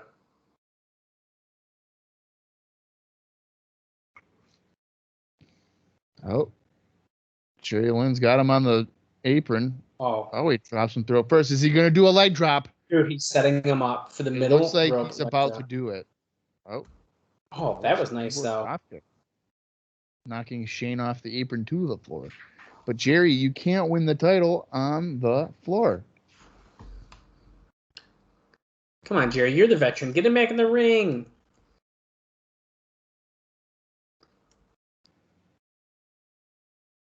He's a tremendous athlete. He just sent Shane Chesfirst into the guard railing. This one's for you, Callis. On the commentary table. Hopefully the commentary table will break because then Dallas will owe me Chipotle for life. Well, I would buy you Chipotle once, but... No. Yeah, once a day for the rest of my life. At this point, we should meet there for lunch or something anyways, because I can always see Chipotle. Although I don't know if I can afford their bowls anymore, Bob. Because they went up 23 cents. Yeah, I don't know if I can do it. I don't know either. Oh, Michael Shane holds the ropes as Jerry Lynn gets then hung up on the top now. And they had to give their workers a livable wage, and then their bowls went up 23 cents. And that is just so outrageous, you know? Just kidding. I just had it the other day, and it was really good. Of course you did. I like to get their bowls and then make my own wraps. Why don't you just get a burrito? Because I make more than one burrito. Okay. I make a bunch of small wraps. So you make tacos? Yeah. Their tacos are pretty good, too. Yeah, that's what I do. Jerry Lynn fighting back against Michael Shane. That jacket that JB wears, that tan one, Austin used to have one exactly like it, so I can't stop thinking about it. Really? He might still have it, this weird tan fleece jacket. Oh, Jalen slams Michael Shane on the back of his head. A whiplash move there. Yeah, and Michael Shane did just do it a minute ago. Thank you, Don West. Don was like screeching at that. Well, because they don't think Don Callis liked what he did, but so he's trying to make a point like, hey, Michael Shane just did it. Right. Yeah, but he was doing it like, Michael Shane just did it 10 minutes ago. Yeah. Oh, Jerry Lynn gets tossed to the floor. Great move on Michael Shane's part. This is so athletic. Glory, like Glory Hound. This has been kind of a boring match, Dallas. This has not been as exciting of an X Division match as I was hoping we were going to have. Yeah, and I can't believe I'm saying that about a Jerry Lynn match, so I feel like it's like sacrilegious to say that. Well, Jerry Lynn's back in the ring now.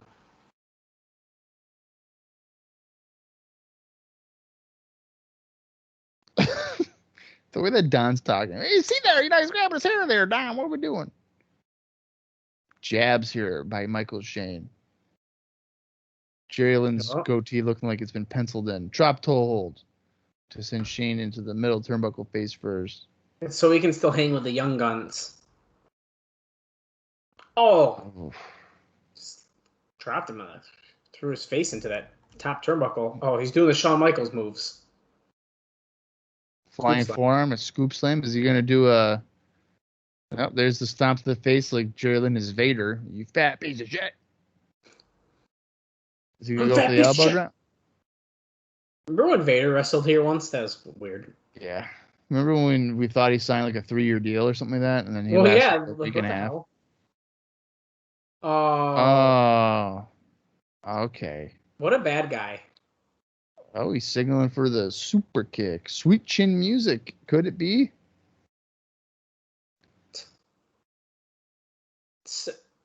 Oh, Jerry Lynn blocks I can't believe that they're talking about Shawn Michaels so much on this show. I know. Big boot. Mike today goes, well, he's setting up for the signature move of the Heartbreak Kid, Shawn Michaels. Yeah. Well, what makes it even like crazier to me is like Shawn Michaels is actively wrestling in the World Wrestling Entertainment. Oh. It's not like he's retired and not doing nothing. It's like he's there every Monday.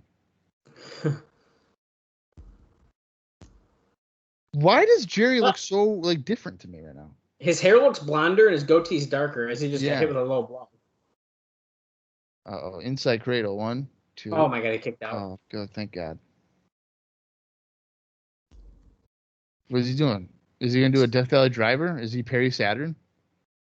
You know why I don't like this, I think, Bob? Because I feel like he's basically doing Chris Sabin, but he's not Chris Sabin. I don't think he's doing Chris Sabin because he's not doing a good Chris Sabin then. Wow. I think Chris Sabin's better than Michael Shane. I 100% agree, but that's why I think it's like a cheap man's Chris Sabin. Like in 2003 right now, like the same time. Yeah. Don Callis throws down the headset and he's heading to the back. I think he's probably going to get his red shirt security if I had to take a guess. Don West says he's obsessed with Jerry Lynn. Did he just run away because he's afraid that Lynn's about to win? Win or do something as he hits Michael Shane with a spear. Well, that's the thing about this match that kind of sucks is that it's more based on like not Jerry Lynn actually like getting an X Division title shot, but like Don Callis hating Jerry Lynn. Right. Yeah, that's the angle here. It's not Lynn and Shane. Oh, big power bomb. Power bomb.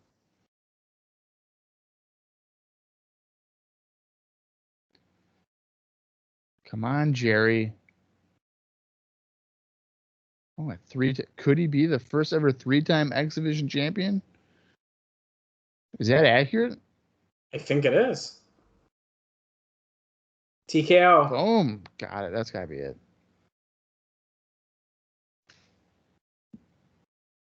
Well, he's not going for cover. Oh, is he going to set up for the cradle pile driver? He's calling for it. Look, fans are even looking at the entrance. They know somebody's coming out. Who is it? Shit. You were right. Red shirts. Northcutt and Wilson. Oh! in a handful of tights. Are we surprised at all that that's how that ended? I'm not. No. I have a feeling that Michael Shane's going to be a similar X Division champion that Sonny Siaki was. Like, there's not going to be a whole lot of high flying stuff. Oh, okay. That's kind of disappointing. That's what I'm thinking. Maybe his opponents will do the high flying, but I feel like Michael Shane isn't that type of wrestler.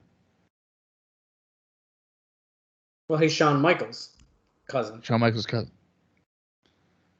Oh, Mike Tenay did an interview earlier today with Raven. Raven sitting on the bleachers. They're in the dark with a red light and candles. Earlier today, obviously. Yes. Mystery Man. Father James Mitchell. Do we? You know what? I'm thinking we find out who the mystery man is tonight. I was sort of thinking that, Bob. We make our own choices. Sometimes the choice is made for us. Sometimes there's no choice. He's got a destiny to become NWA World Heavyweight Champion. About 20 years ago, Tommy Rich became the youngest NWA champion in history. The coveted prize of our sport was his. But then he got involved in a blood feud with Mad Dog Buzz Sawyer, one of my favorite legends. Shut the fuck up. You piece of shit. Unbelievable. They had a really good cage match that was on the network there. I watched it. Did you really? No. the Lost Battle of Atlanta or whatever? Or the Last Battle of Atlanta? Of course, yeah, I watched that. Oh, did you? No. Okay, yeah, we get it. You fought Sandman. He's got to get back to the prize. He came to NWA-TNA. He knew he could be the World Heavyweight Champion. That's why he came here, because it's his destiny. However, Shane Douglas wanted to keep him from that. Jim Mitchell has some kind of vendetta against him, wants to keep him from it. This mystery man, he also wants to keep him from the prize. They want to cut his hair. They want to shave him bald. They want to humiliate him, which, by the way, still makes no sense, but degrade him. I don't get it either. But Raven, he's never lost sight of the prize.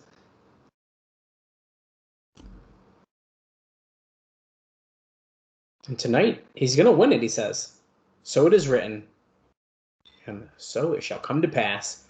Quote the Raven. Quote the Raven. Nevermore. Wait a second. Russo and Styles. AJ and Russo. Styles goes, what is this, your birthday with all these candles? If you did walk into this, it is kind of weird. You want to talk to me, old man? Raven shoves him.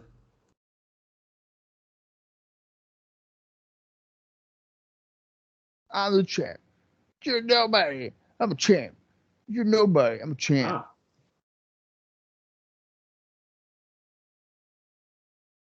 Okay, Styles Raven tonight, man. They're playing the Rainbow Express music there. Push. Oh, I knew this sounded familiar. Push. Maybe that's a new dancer song.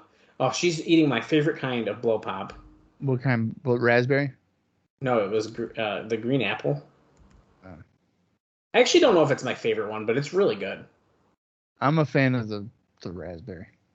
I like them all, to be honest with you. Blow pops all of them are good. I just hate that the gum lasts like 3 seconds. Yeah, but those 3 seconds are wicked good, aren't they? Well, yeah, but then your mouth gets all like gross. Yeah, it does. Yeah. Hey, we're getting a video about Abyss here, where eventually they're going to show him throwing out Sandman, I think, right? Yeah, probably. Or at least giving him that black hole slam. I wish that Sandman was like, I'm Shawn Michaels' cousin, Sandman. This is a weird little video. Does Abyss have his, like, yes, he does, okay. Yeah, he's had it since the beginning. Okay, Lollipop is showing a lot of underboob tonight. Mm-hmm.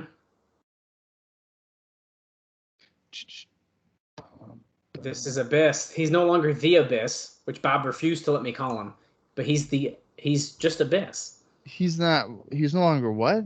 They called him the Abyss for quite some time. And I was told we are not calling him that. Yeah. No, we're not doing that. I like his look, man. That dude looks scary. You don't like his look? No, I do. Oh. No, I do too. Yeah, we've talked about that. Yeah. I don't even care if it's a knockout. I still like it. I'm just reiterating it. Oh, Sandman's coming through the crowd. His entrance is going to be longer than this match. Well, probably. But, they got to go through the crowd because they're sellouts. So you got to show how many people are in the crowd, Look at the little kids next to him who are about I hope he gives a beer to that kid right next to him. Oh, geez. I mean, that would be funny. That's great. And it's all... This is basically confirming that Sandman is Team NWA because the black team security is with them. Whoa, dude, that's a really good point. And he's wearing a black shirt, TNA shirt. Come on, Sandman. He's already busted open because he likes to hit himself with... To be fair, this is a normal Sandman entrance. Yeah, but I don't like how it takes forever. And he's not even giving anybody a beer. Yeah, great. And spits up again. Many violations here in present day 2021. You just handed the beer can to someone.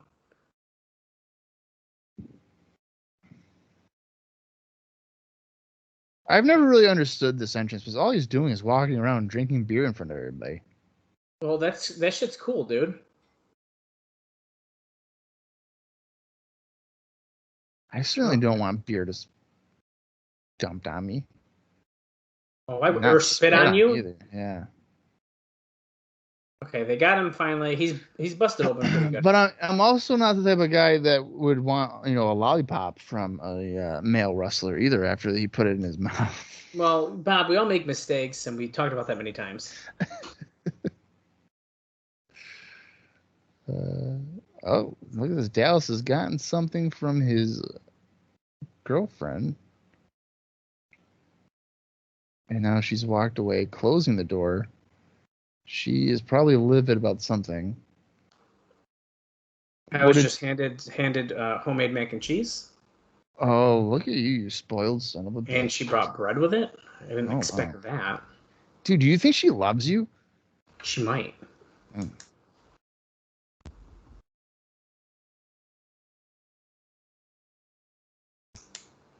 Is working over Sandman in the corner, lifting his shirt up.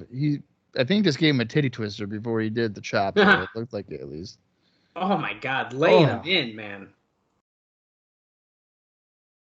I think this kind of proves that Sandman isn't drunk because I feel like if you're drunk, you probably don't feel like pain nearly as much as you think you would.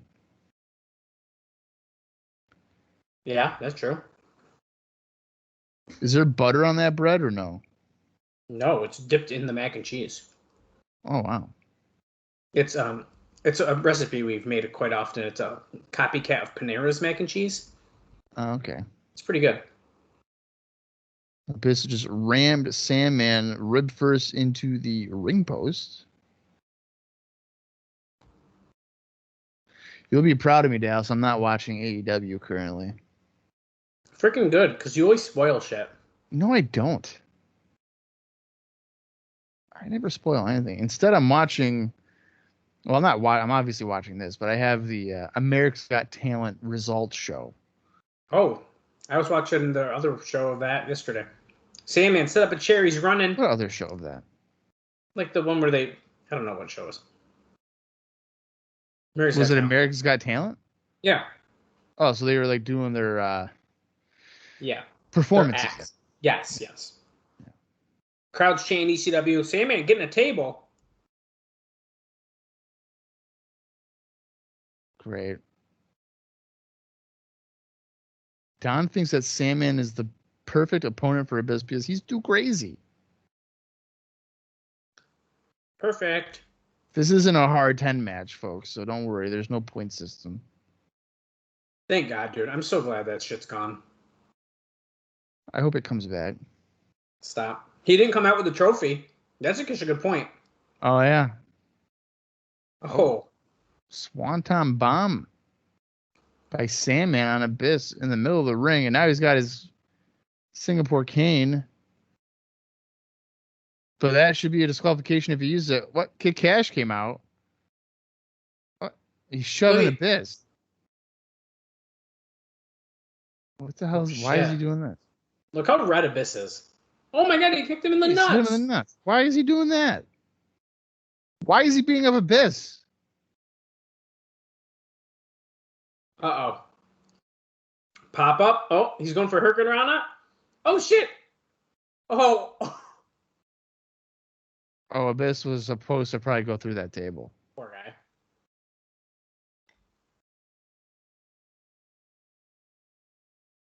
What in the world? Why did that just happen?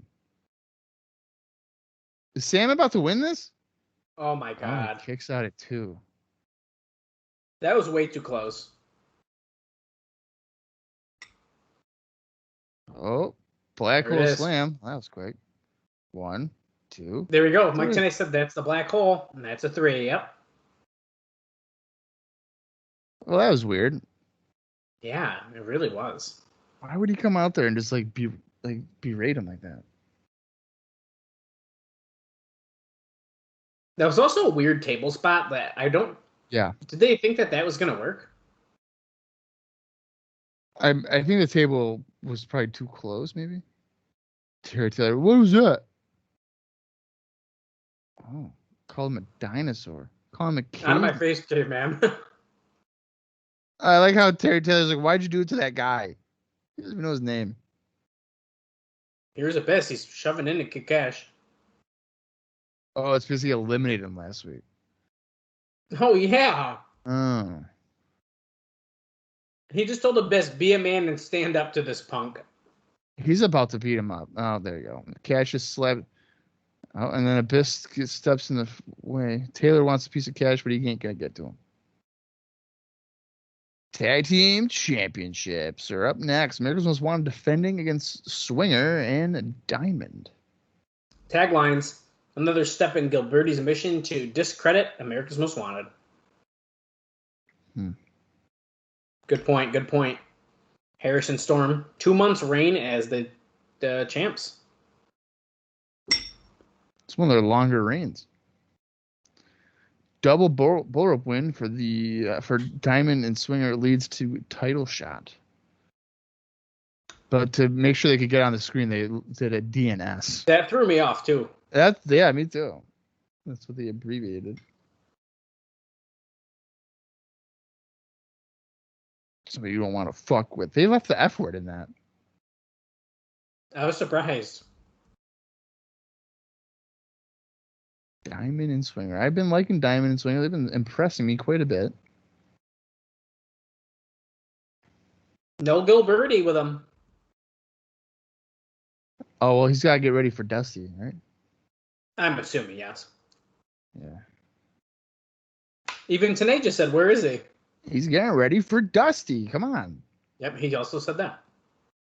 That's up next, they're saying. Of course.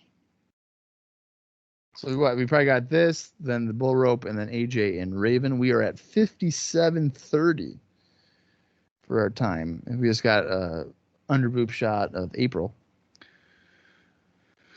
dancing in that cage. Let's see how James Storm's looking. Not too bad. Not thrilled. Yeah, not thrilled though. Oh. We're just going right at it.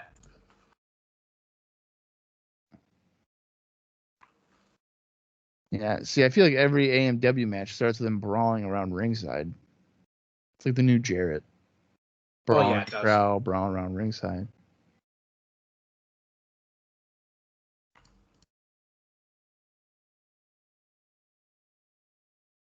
Oh, Harris sending Diamond into the apron.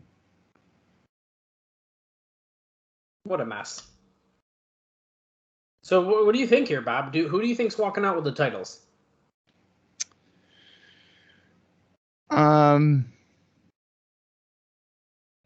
That's a good question. I don't think.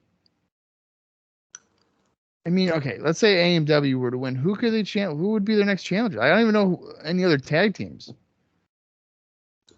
I don't know if we have any. So that makes me think that you have to put it on Diamond and Swinger and then let AMW chase them. Well, I think they kind of need it. I think they should have put on Diamond and Swinger like 3 weeks ago. Oh, I agree with that. Yeah. Here's with a snap suplex on Diamond outside the ring. They've not entered the ring yet. It's been nothing but brawling at ringside. No, I agree. I agree with you. I think that it was. I think it was okay that they lost like the first match against AMW, but then I probably would have had them beat them the next time.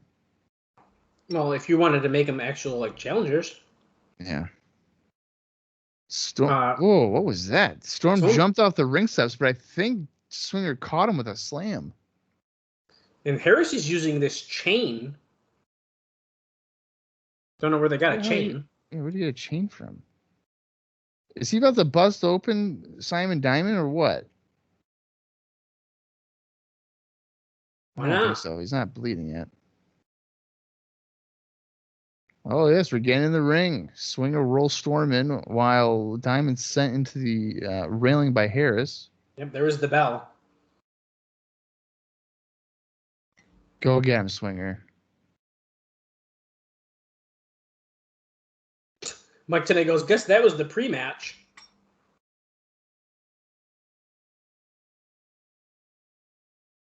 Oh, Swinger ramming Storm into the apron, followed by a forearm shot.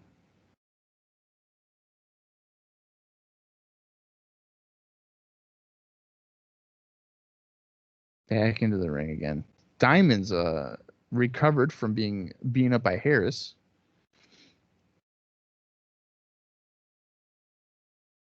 We just passed the hour mark. We're at an hour 47. Dallas is thoroughly enjoying his macaroni and cheese, homemade mac and cheese. Yeah, it's pretty good. I was supposed to make it before we got on, so this shit's hitting the spot right now. Yeah. Oh, was that the problem solver? That's not the problem solver. Okay, that was just a double team move. That was when they hit the problem solver, I'm going to know it. Not a frontward flapjack with a DDT. Dallas is also jealous that my 2CW championship pin was made before his was technically. So, I mean, it makes me a little sad and all, but it's just what it is. Yeah, and I'm also going to announce that, unbeknownst to Dallas, I actually bought 3 of those Mattel rings, so I'm going to resell 2 of them. You did not do that. Yes, I did. No, you did not. Yes, I did. You're lying. I'm not lying. Prove it. I bought 2 more. Northern Light Suplex. You're going to just have to trust me. Okay. I'm going to sell them for $1,500 each. Good, you can start buying some tickets for wrestling shows for us then. I ain't doing that, dude. I paid you for all my crap, okay? Right? I got that. Yeah, but you're going to be spotting us from now on. Nah, dude. If you got 3 rings. Nah, son. Not today, bruh. Swinger and Diamond got Storm isolated in their corner. You know what? I hope they get canceled again, and then you have to refund me. I'd actually be really upset about that.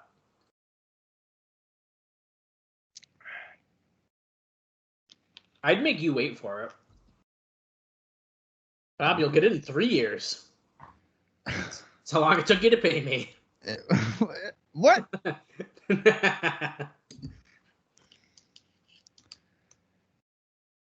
I hate owing people money, so I always try to get it as soon as I can.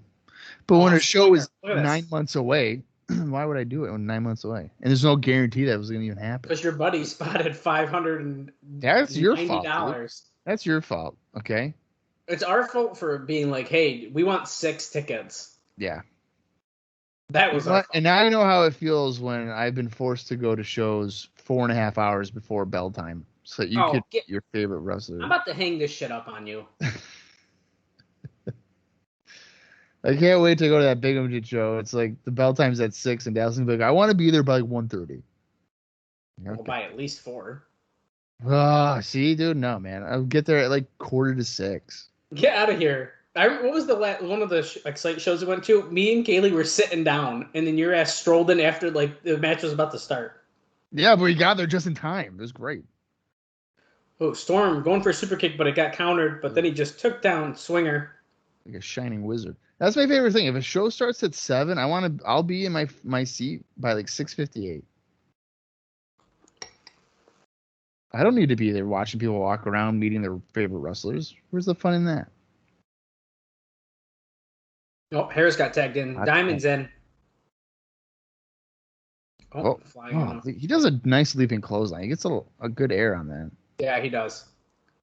Full Nelson slam on Johnny Swinger. Harris is on fire, which means in just a minute he'll be taken down a notch. Yeah, like a chop block or something. Right. Dez press with left hands. He actually calls those the southpaw shots, according to what he replied to on a Twitter post recently. Really? I didn't know that. He replied and said nice southpaw shots, so I'm assuming that's what he calls it. That seems very specific. Or maybe he's just saying that they're southpaw shots because the people, they call it a southpaw strike because he's left-handed. Oh. It might not be an actual move. It might just be what they call it. Oh, that's a good point, too. I didn't think about that. Yeah. Crowd standing, by the way. I don't see anyone sitting down, really. Very few. Aside from all those people up there, yeah, they're all sitting down. But even a bunch of them are standing up. Yeah, but a lot of people are sitting down. Okay, the floor is standing. Oh. Swinger just got speared. He's basically dead. Oh, my God. Oh, super kick by Simon Diamond. James Storm with a super kick to Simon Diamond. Falls backwards like it's WrestleMania 18. Oh, and he kicks out at 2. Like it's WrestleMania 18. Well, I should have said 19 because that was Shawn Michaels didn't wrestle at 18. So. Yeah, he did. Shawn Michaels wrestled at WrestleMania 18. Yeah. No, he did not. Oh, Jesus. I'm just kidding. Just low-blowed Storm. Catatonic. Here we go. Can he do it? Oh, I don't know. Low blow by Swinger. Inside grab by Diamond. Oh, I thought he was going to get him because Storm is not moving. That was 3. That was 3. Oh, why is he pulling his hair out like he's Mankind?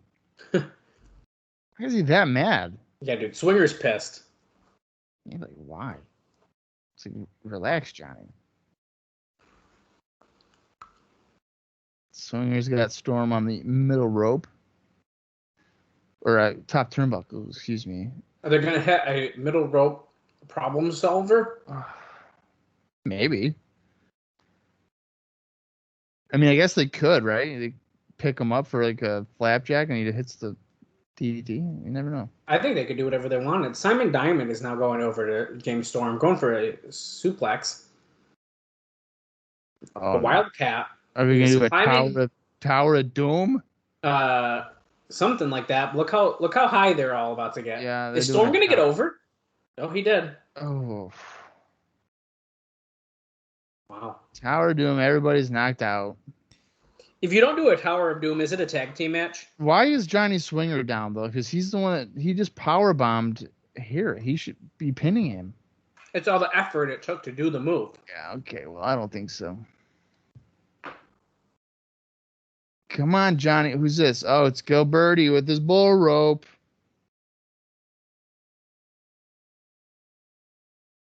Look, I like how he's dressed up with a Texas shirt on. What is it? I thought it was a picture of Texas. Yeah, it is. What is it? Oh, great. How come Boresh isn't trying to stop him? I know. Normally he What kind would, of ring especially. announcer is- I mean, honestly, Boresh has been like part of the feud too, though, so he could could have Yeah, stopped. yes. Oh, Swinger just Well, tossed the belt into Diamond. he threw it far away, forcing Diamond to crawl over to get it very slowly. I feel like this is gonna backfire. Yeah. Oh, he kicked it right into his face. Harris going for the cover, but Gilberti's like, no. He's telling me to use the belt. 1, 2. Oh, Gilberti pulls him out. He's trying to tell him he hit him with the title. Also, Gilberti's shirt with Texas says "I shot JR" on it. Of course it does. Rudy, please don't. What is he Please doing? don't like hold it up or something. Oh, Hat just got Swingers- thrown at. Oh no! See, now I feel like a problem solver is gonna come here. Oh yeah. Oh, chair shot. The problem solver. Problem solver. There it is. 1, 2, Oh shit. and 3. We have new tag team champions, Diamond and Swinger. They finally did it.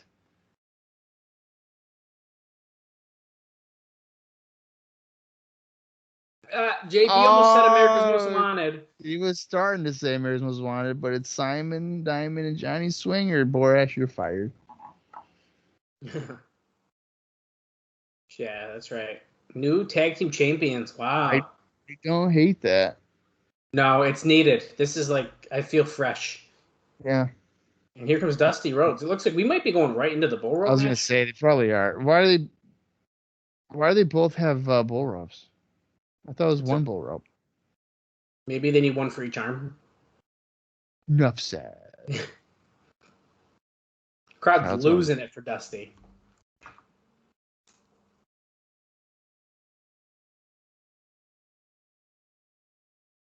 I hope that they don't go right into it and Gilberti's got to do like another entrance. That would be pretty funny at this point, because like, why would you even bother? Same thing with Dusty having to come out again.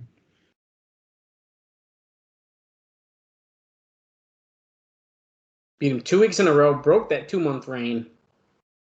Wow.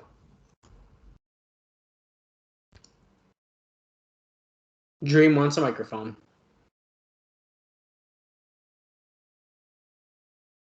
Well, let's hear what Dusty's got to say as the celebration is continuing on the ramp. Start talking. Let's go. Glen, Listen here to their disco. you never drew a dime, baby. Unadulterated bullshit. Whoa. Look at Diamond starting to do his Dusty impersonation.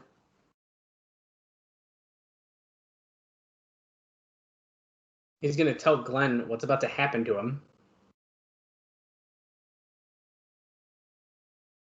Oh.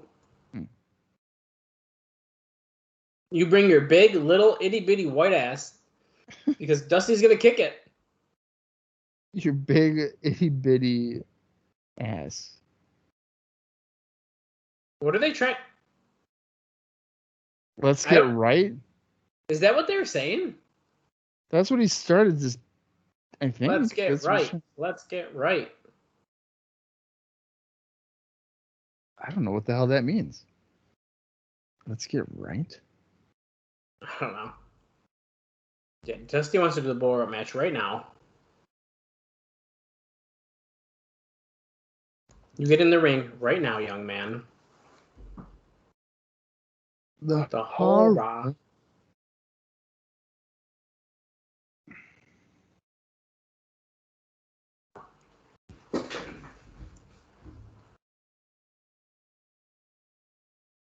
So they're making America's Most Wanted and Simon Diamond leave. They want to make sure this bull rope match is only a singles match. I wish I cared. Well, this is going to be match of the night, so I'd start caring right now if I were you, Robert. I don't care. Enough said. Enough said. Enough said. Skip it. I'm fast forwarding. You can watch this. I'm gonna watch the main event. Okay, we're at an hour 12 minutes. Wait, we're at an hour AJ 13 just said a minutes. springboard reverse DDT. Oh, Oh, Raven did a drop toe hold onto a chair. that's what chair. A side Russian leg sweep into the guard railing here by Raven.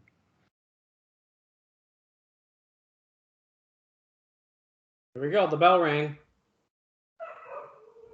I was trying to hit him with the cowbell already.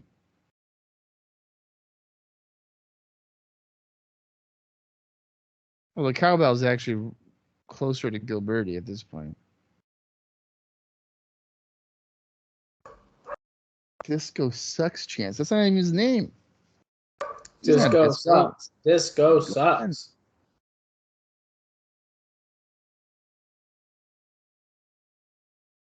Look how scared Gilberti is of the cowbell. He's ringing the cowbell in his ears.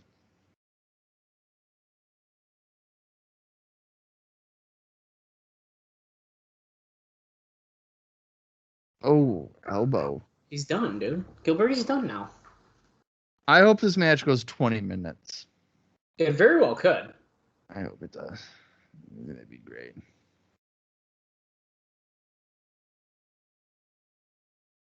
Low blow by Dusty onto Glenn. Glenn ain't gonna do shit in this match. Come on. Who you fooling? Yeah, he's not about to do anything. Oh. Laying him in. Dusty whips Gilberti against the rope, but he stops it, and he slides out through the bottom. But don't forget, he's attached. Oh, yeah, there you go. Dusty pulled him back. Pulls him in.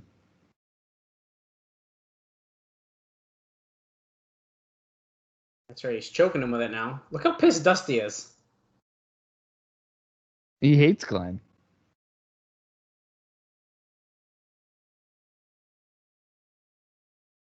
This is boring, Dallas. Just beat him already. Hit the elbow, shake your legs, drop the elbow drop. Just 1, 2, 3, and then Give him a minute. Jeez. Oh, look, he's bleeding. Gilberti's busted open as the rope is Good. raked across his eyes. Good. Just friggin' wake up, Bob. I told you to get a soda. I have one. Gilberti tried to run away, but he gets pulled back into the ring. I'll How many do did Sarah give? I'll do a product placement right now. If you're watching Dusty Rhodes and you get tired and bored of it, try a Coke Zero. Unfortunately, there's 0 sugar in it, so that's not really probably helping my situation right here. However, there is caffeine. Okay. But maybe I needed sugar. Maybe. I'm sure you got some like fruit snacks or something you can chew on. No. I don't. I don't have any junk food in my apartment. Good for you. I have 2 packs of Oreos that I keep eating. That sounds like a mistake. Yep. Oh, Dusty gets a kick to the leg here. Gilberti's coming back. Get this, Gilberti making an epic comeback here with kicks to a knee, some jabs. Left-handed jabs. Oh, he was imitating Dream, but then he got a bionic elbow.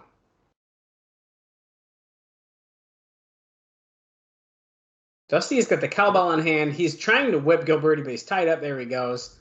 Oh. Okay. He hit him right in the head. This is what I would do. Hog tie him and then pin him. 1, 2, 3. Okay, so Dusty just took the bull rope off, which seems very illegal. So now he wants his own special. Yeah, he got his own one. What's so different about it? It's shorter, I guess? It's metal. Who's this? It's Christopher Daniels. Holy shit, dude. Dusty, he hits Dusty from behind, and Dusty threw the other bull rope. Are you telling me right now that he knocked him out with 1 punch from behind? Is Gilberti about to pin him? Oh my God. Get out of here. Dusty did the job for Gilberti? After 1 hit in the back. What? Wow, dude. That's pretty crazy. Wow. I didn't see that coming. Absolutely remarkable. Look, he's saving Dusty somehow. He's holding his hand above him. Wow.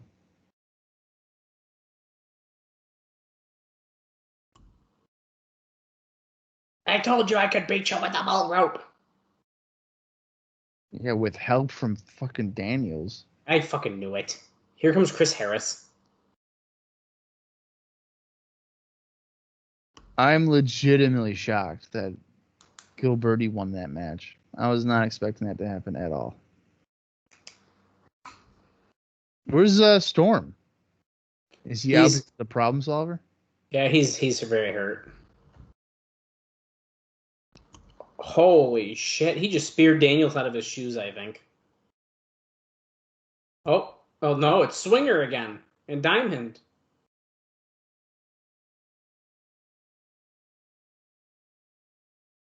The numbers game. Oh, who's Jeff Jarrett with another guitar? He's on a rampage. Wait, did he get that truck delivered that has all the guitars? From WCW? It's gotta be. He's got it. Oh, Daniels turns around. Oh, wow, he waffled him with that one. Dude, there's nothing like an exploding Jeff Jarrett guitar. I'm telling you. Well, there's the New Jack one. Well.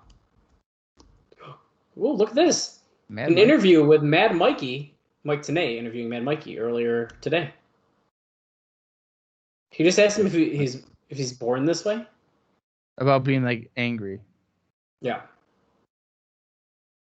Wooden paddle. Did you have a traumatic childhood? Mikey's kind of tweaking out a little bit here. Yeah, he is.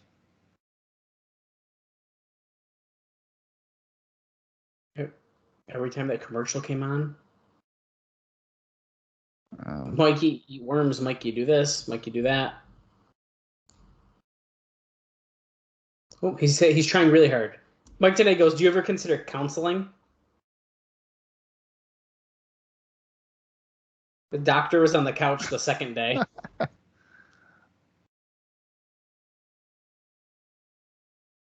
I like the shirt he's wearing. Yeah. Like the grandma bear. Mikey's going to get traditional.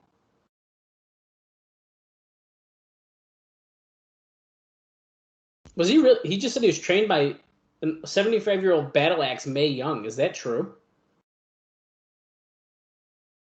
I don't know. Because that would be a good trivia, a wrestling trivia question. I thought he was. Let me see here. Crash. It might have it on Cage Match even.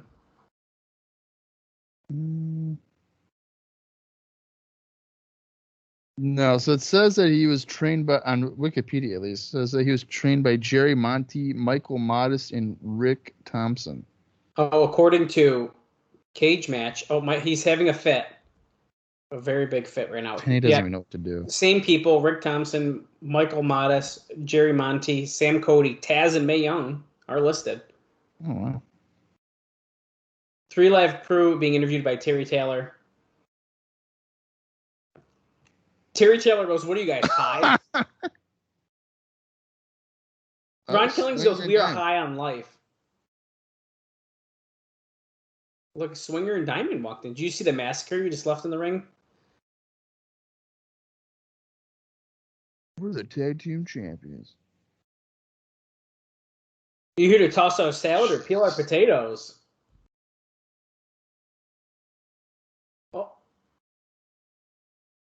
Oh my God. Oh, another guitar. Oh, good. Jarrett just hit Gilberti with a guitar, but he didn't touch Swinger or Diamond. No, but Gilberti's just laid Conan out. just said, basically, coming from the guy whose biggest claim to fame is losing his virginity to himself. Just when you think you know Odell, he shocks the world. Just when you least expect him, He shows up. What is this? Just when you think you have all the answers. He changes the questions. Wait, it's fucking Piper. Oh, shit. Fucking Piper. No, you're right. There you go. I just feel like they were doing stupid shit like that. I was getting excited for a new wrestler, but it's just fucking Piper. He's coming. He's pissed. What's he pissed about? Probably about Mr. America. Okay, Piper's coming and he's PO'd.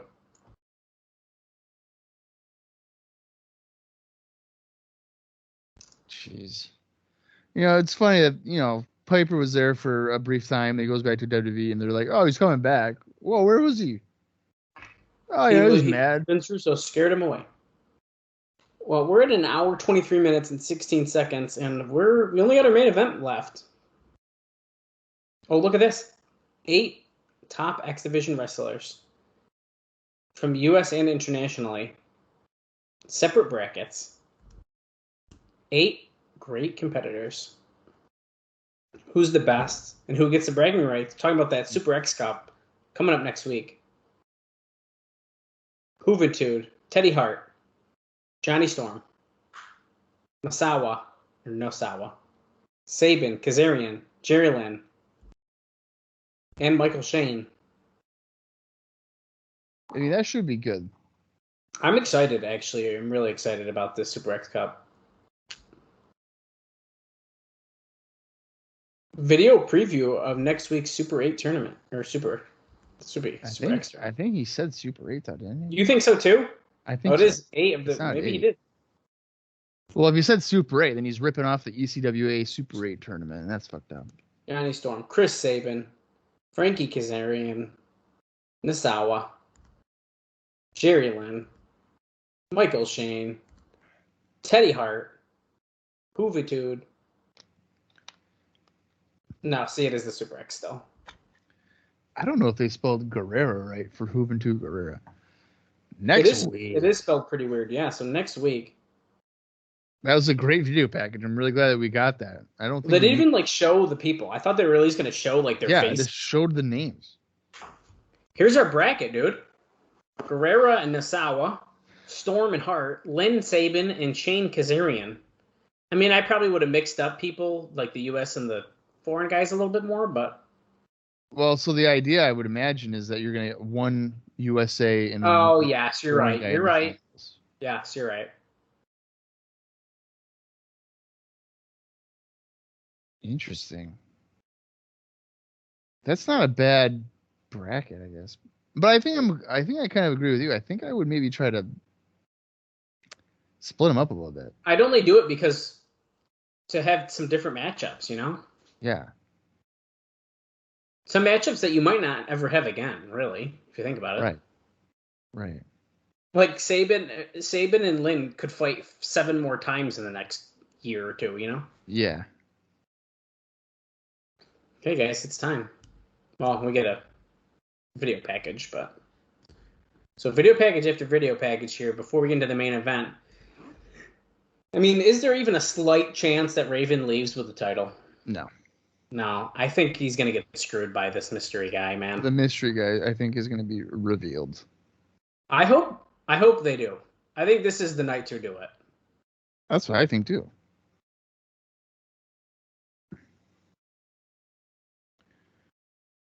Showing Raven being hung last week with a noose, remember, and they tied the knot within seconds.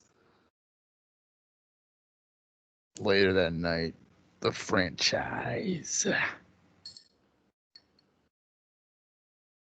The franchise.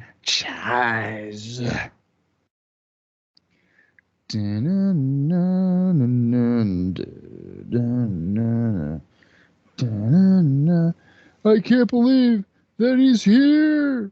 Shane Douglas is terrified. Oh yeah, look how scared he is. He's like, oh god. Well, look at his face. Oh no, I can't believe it. Look at him. It is awesome. Oh, chair shot right to the head.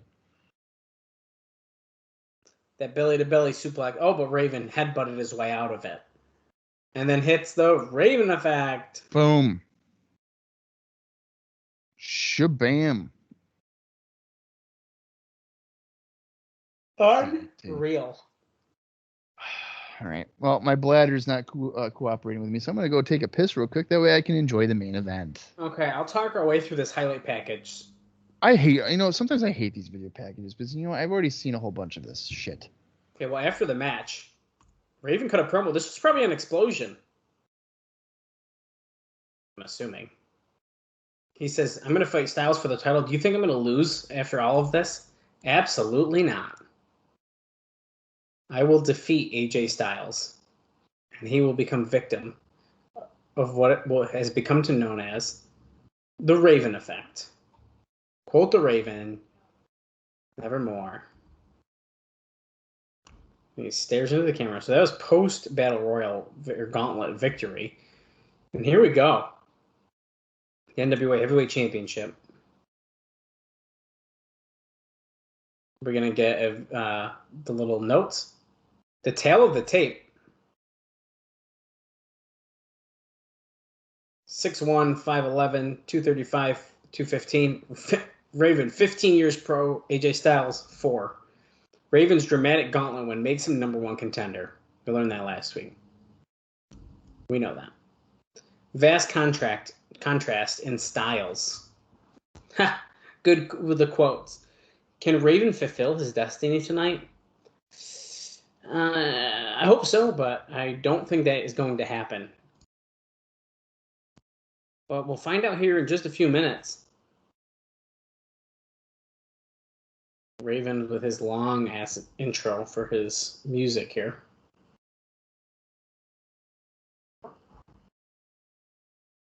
So I don't know. We're going to see what happens in this match. I'm hoping we find out who that mystery man is. If not, just drag it on another couple weeks, I guess.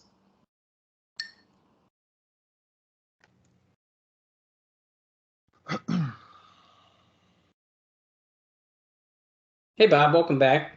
I'm glad I didn't miss anything. No, you missed the the little facts that they do, and they showed a promo from Raven that I betcha aired on Explosion. You're telling me I missed that they just reminded us that Raven's like 6'2" or something? Yeah, that was the thing I'm talking about, yeah. Yeah. Raven, dressed all in black, looking pissed. Definitely walking out with gold tonight. Probably not, but that's okay. Still got a nasty cut on his forehead from last week. Look at that. Well, that just means that he's going to be bleeding very quickly in this match. Probably. That way, blood adds to the match. Of course. Here comes AJ Styles. And April.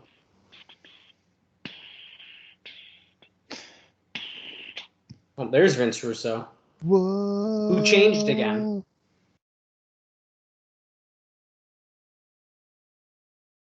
No. I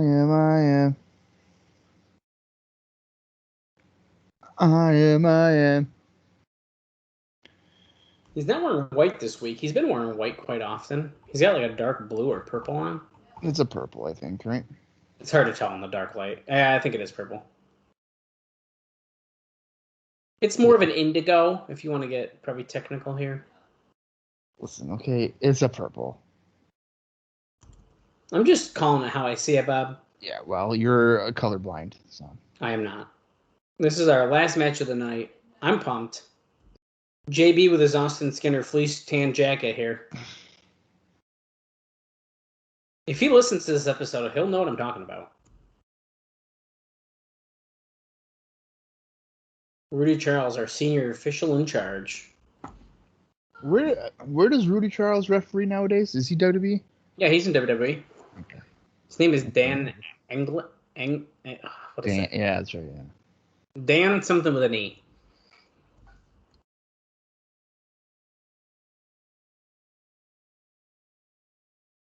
$235.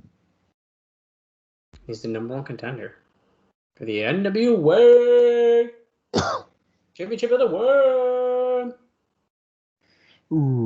Raven. Who's just the man? I mean, Raven's the man. Is he? Yes. I don't know. Look at Styles being all cocky in the camera, blowing kisses. Being accompanied to the ring by Vince Russo,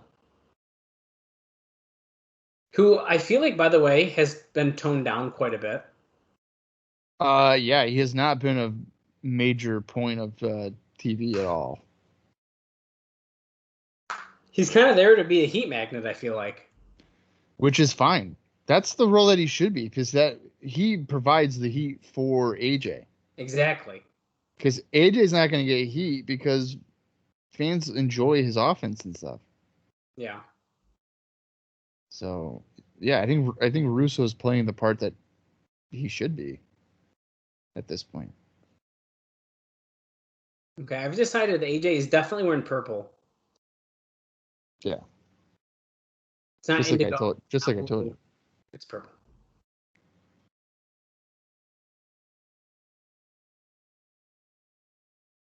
Okay, bell rings. We're an hour, 33 minutes, and 42 seconds. So this is probably going to go at least 20 minutes, right? Well, we have roughly that left in the show, so it depends if there's something after or not. So we'll say around like 18 then. Give or take. Styles kicking Raven in the leg as they're squaring off here.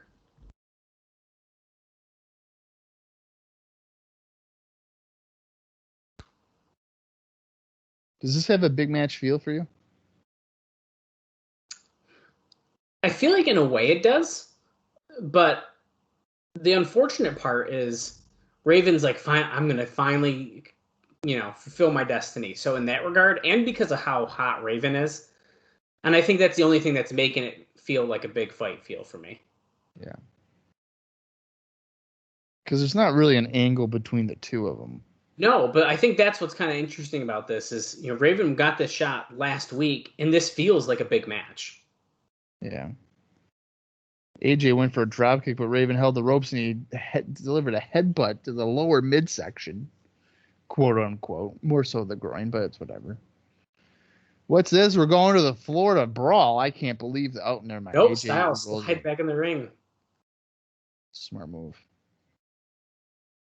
Raven is sad.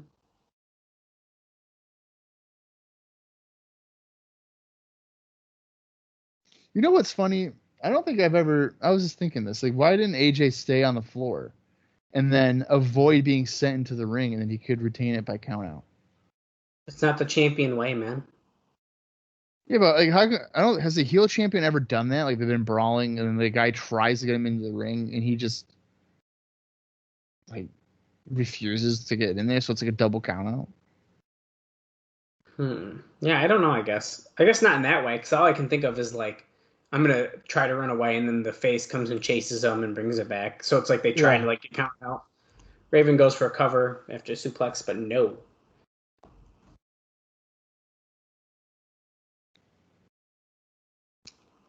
Styles ducks the clothesline, comes back.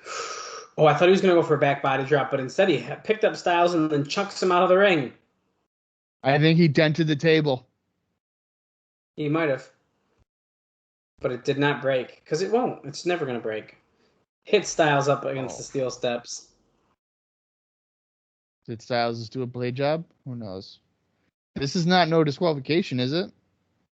No. But I guess it's referee discretion, right? Lax rules, bro. Well, I guess it doesn't matter. Smashed him right in the face of the trash. Okay, but now if we don't get a clear winner of the match because of a disqualification, then it doesn't make sense. Well, if other people come out to the ring, I guess that's different, right? I guess. Look, do a Russian leg sweep into the guardrail. I told you I was watching the match before during the Dusty Glen match. I knew it.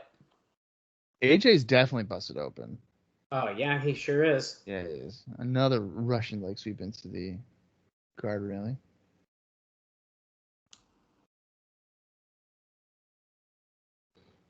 Another one.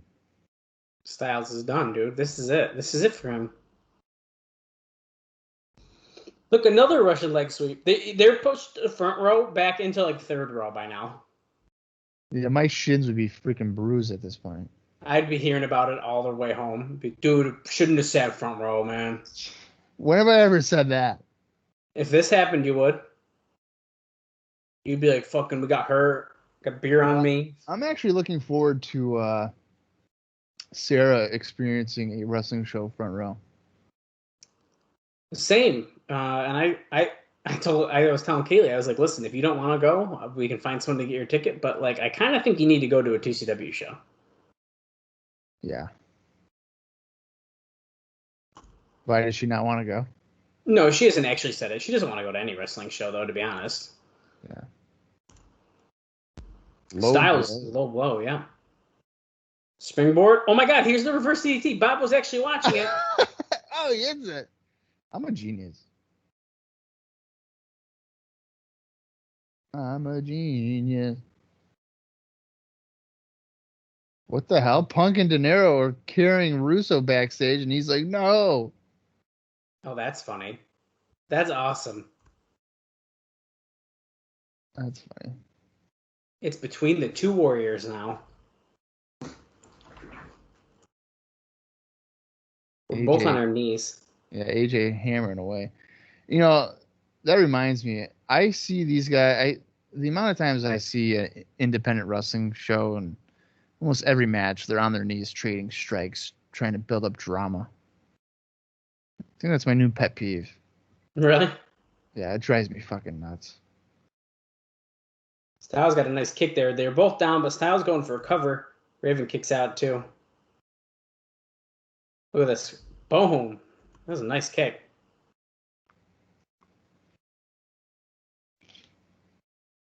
Oh, AJ looking for a snap suplex. Suplex takeover. Dropping a big knee on Raven. We are slowing down. Going for a cover. 2. Oh, Raven kicks out.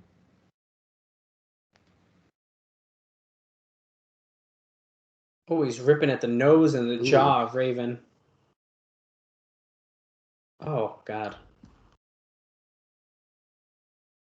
Do you hear how loud the crowd is chanting, "Go, Raven, go," right now? Yeah. They want him to win the title, dude.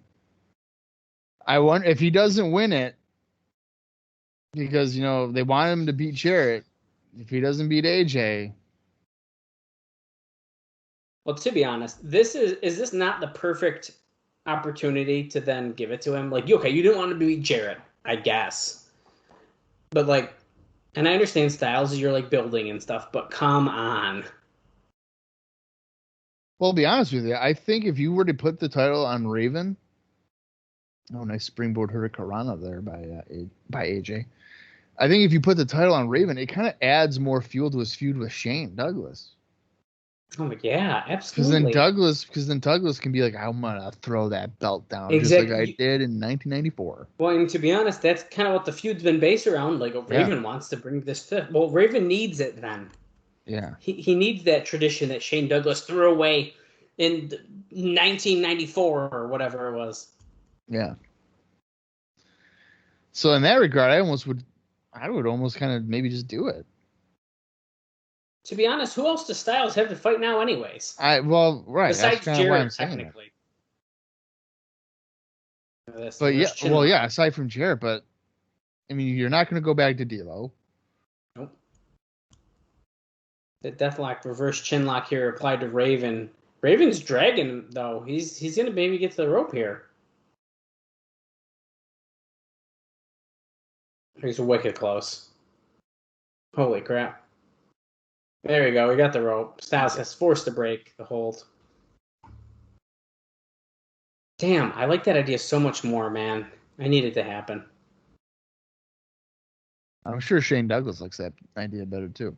I'm sure. We're at an hour, 42 minutes, and 3 seconds. Styles has brought a chair into the ring. Rudy Charles doing absolutely nothing about it. He's just standing in the corner being like, hey, dude, better not use that. So AJ's going to wedge it in the corner. Raven's going to probably get tossed into that. I think AJ's going to get sent into it. Well, usually, yeah, I would say if you're looking at it like, oh, he's the one who set it up, then probably. Yeah. Let's see. Here you go. And oh, no. Nope. Oh. Super kick by AJ. So Styles took it out, so he's going to set it up for that drop toe hold. Shades of Raven. Gonna set up that steel chair here. Irish whip Raven. Drop toe hold Raven onto this chair. Oh. Devastating. Oh. 2. Oh. I don't know if Raven's ever lost being sent into a chair face first with a trap toe hold. Nor do I know if he's ever won it. I mean, I think he maybe did win once. Really? Yeah, I think he beat. Well, I'm pretty sure he beat Scotty Riggs with it when he made Scotty Riggs go blind. Oh my god. Yeah. Oh, Raven smashes him with the chair. I like how Rudy Charles casually moves it off to the side. Well, you would think he would throw it outside the ring, not just right in the corner. Where somebody Yeah, right. Get it. I like that JB was counting along ringside with the ref. Oh, I'm sure of it. This hasn't been a bad match, I'd say. No, it hasn't. Some good crowd heat. They definitely want Raven to win, no doubt about it. Jab, jab, jab. Discus, clothesline. Look at that. Vintage Raven, if that was Michael Cole.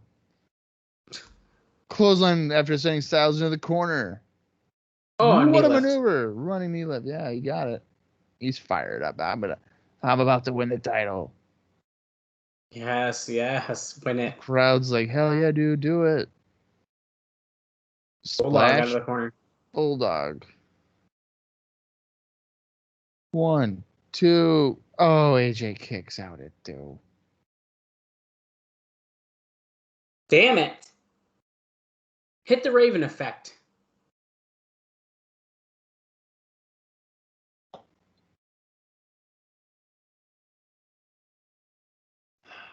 Is he going to drop toe hold him or what? And oh wow. Whoa. Oh my god. Oh. Styles reversed the drop hold and triple jumped to the top rope to springboard, and Raven threw the chair in his face. And he kicks out at 2. That was a good near fall. That was awesome. Look at this. That was good shit. Wow. That was 3. I agree. That was 3. Oh. Raven effect? Oh. Can you do it? Nope. Ah. Oh my god. Raven's going for the Styles Splash. Counters a Hurricane and he hits it. What? 1, 2. Oh shit, dude. Sin. Sin. Of all people, Sin pulls the ref out. Why the hell is Sin? That's funny. I feel like that just means 5 more people are going to come out. It does. Styles hits the Raven effect. Raven effect, great. 1, 2. Oh. The drama. This is too close to call.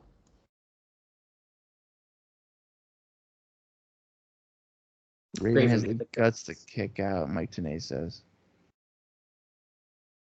Is Raven's blood off his forehead or what? I don't know.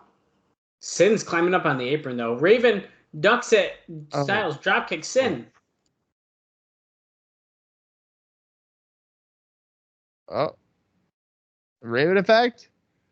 No. Shit. Oh, referee bump in the corner. Well, he hit the Raven effect anyways.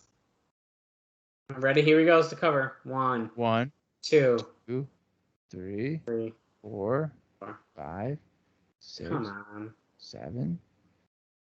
Well, he had pretty much 2 pinfall. Oh, who's coming out now? Oh, fuck, dude.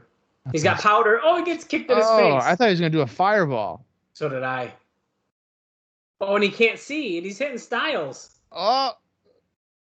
How do you not know it's AJ at that point? But whatever. Whirly Bird.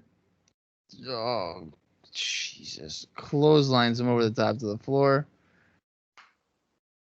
Raven's got the cover. 1, 2. Styles kicks out. The crowd wants this guy to the crowd.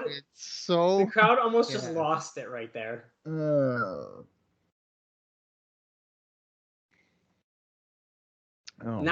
look at the stands, dude. Now this is everybody. It seems like everybody's standing now. It's crazy. What is Raven doing? What is he Raven's going? at the top rope. He's going Top for rope, top rope Raven effect. effect? Oh, shit. Oh, Shane Douglas. shoved him off. Styles gets his footing. He caught him, though. Powerbombed in midair. 1, 2. Oh, dude, come on. I feel like if I'm Shane Douglas, I want Raven to win. That way I can get a title shot. Yeah, but you also don't want him to win because it's your enemy. Shane Douglas comes in with a low blow as the ref is distracted with Slash. Oh, no. Is he going to do it? Don't. Is he going to hit the Styles Clash and pin him? Oh, he hit the Styles Clash. Is that it? 1, 2, 3. Dude, the crowd's pissed. Here comes Vince Russo. Russo running down to celebrate. He's probably going to passionately kiss the fucking title like he always does. Give me that belt. Yes, we did it. I like that Russo's always the one who holds it up. Well, you know what? No mystery man either. There's Chris Harris and D'Lo. Harris and D'Lo. Yeah, no mystery man. At least not yet. Oh, Harris has had it up to here. That was Chris Harris. I'm sick and tired of this shit. Fuck you, Russo. Fucking bad. You may have screwed us out of the tag team titles. I'll be damned if D'Lo and I are going to sit by. So D'Lo and Harris are BFFs now. Yeah, they're speaking on behalf of the NWA. He goes, referee, you got two choices to do the right thing. Either restart this match, or you reverse the decision. What's it gonna be? Is he gonna restart the match? The referee is about to be pressured into restarting the match. He's not gonna reverse the decision. I think, was that just Diamond and Swinger? Yeah. Yeah. To fight Harris and D'Lo. Yeah. I wonder if James Storm got injured. That's what I'm starting to think, because we haven't seen him.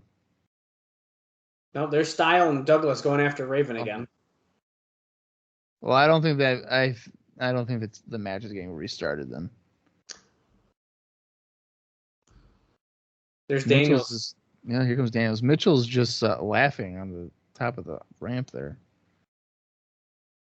Well, are we just going to close out with a brawl? Is Jarrett going to come out with like 12 guitars over his shoulder? Oh, no, here he comes. Oh, there's a chair, though. Oh, yep. Cleaning house. Great. Hey, you know what? Hit Chris Harris with it, too. Why not? Eric Watts. He hasn't been shown all night. Yeah. Well, he's director of authority. You know, he's probably doing important red things. Shirts. Oh, Northcutt. Asylum next week. 10 of these guys beat the hell out of each other. Next week. Wednesday, Bloody Wednesday. In a cage match. It's confirmed, Bob. The rumors are true. Oh, War Games. Whoa, one guy from each team. Yeah, dude. 90 seconds. We're getting a War Games match next week. Yeah. Adding a Clockwork Orange to it, too. So that weapon, Douglas is like, no! Damn it. Oh, shit. Don't do that, D'Lo. Don't frog splash him off the top. So Tanae even just said, yeah, War Game little weapons.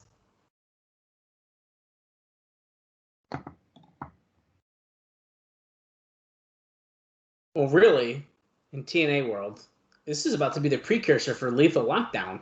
Correct, yeah. Which is actually pretty cool.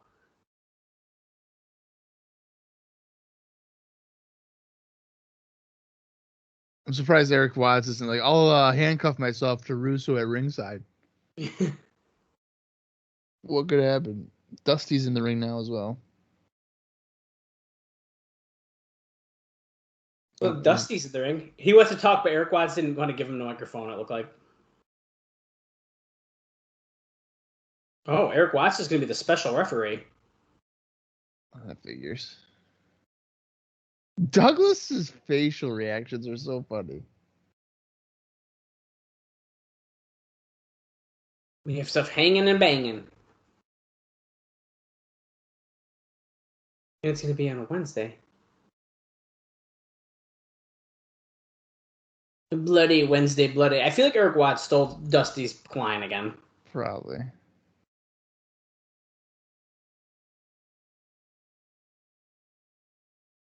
The bloodiest Wednesday there ever was. Douglas is about to shit his pants out of fear. He really is, too. Vince Russo says, hold on. Rusty. Rusty, you want to fight?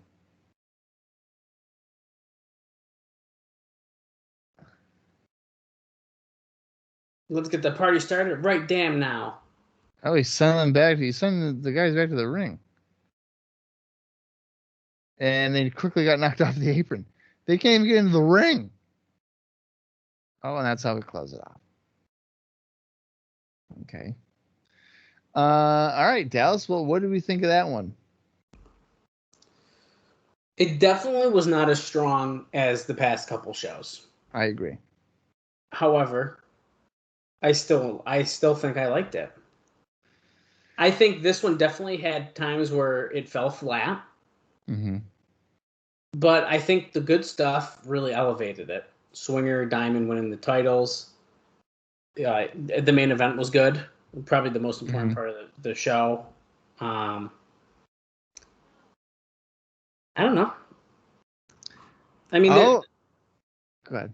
No, I'm just gonna keep rambling. I don't know. I didn't think it was a bad show. I think it could have been better, but I still, like I said, I still enjoyed it. Yeah, I agree with you. I don't think it was as strong as like the previous 5 or however many that we've done a thumbs up on, but I'm gonna still say it's a thumbs up show. Like a mild, like a mild thumbs up, but still like a positive show. Yeah, like they almost screwed it up. I think almost like really close, but it just made it out alive. Yeah. No, I absolutely agree. Well, that means next week it is the Super X. I guess that's what they're calling it, right? Yeah, the Super X Cup. Right. Which I'm looking forward to it, man. And not only that, we have this Wednesday, Bloody Wednesday steel cage match. Yeah, their version of a War Games. I was trying to find it. Yeah. So it's the whole Super X. So the show is mostly going to be a Super X tournament. Yeah. Apparently. Now as a reminder, we can run down real quick too. We talked about on the show, but we got Nasawa and Hoovy, Teddy Hart and Johnny Storm, Sabin and Jerry Lynn, and Michael Shane and Frankie Kazarian, in that order for the first round matches. Right. So I'm really looking forward to that. And now you have this 10-man, essentially a War Games match, which they're probably throwing on there because they felt like the X Cup thing itself wasn't going to sell enough pay-per-views probably. But yeah, I still think that, I mean, that's not an awful idea. I think it involves everyone who's like kind of feuding right now and stuff. So why not? Yeah, I think they picked the right guys for the X division, for the Super X Cup. I think that's going to be a lot of fun. And I mean, I'm a sucker for any form of a cage match. So the fact that we're getting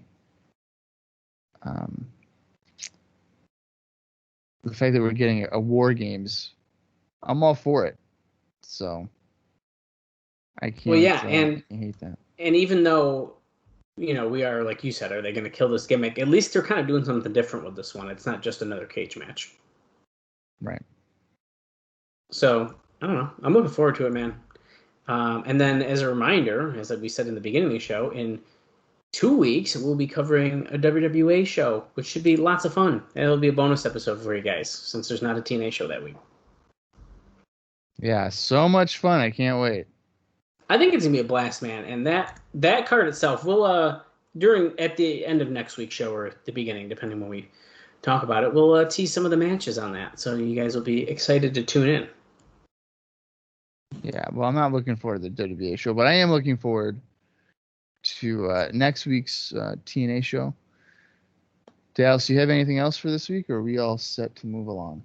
I don't think I do, man. I think it's time to take us home. All right, then. Well, until next week, for Dallas Gridley, I am Bob Colling Jr., and this has been the TNA Cross the Line podcast.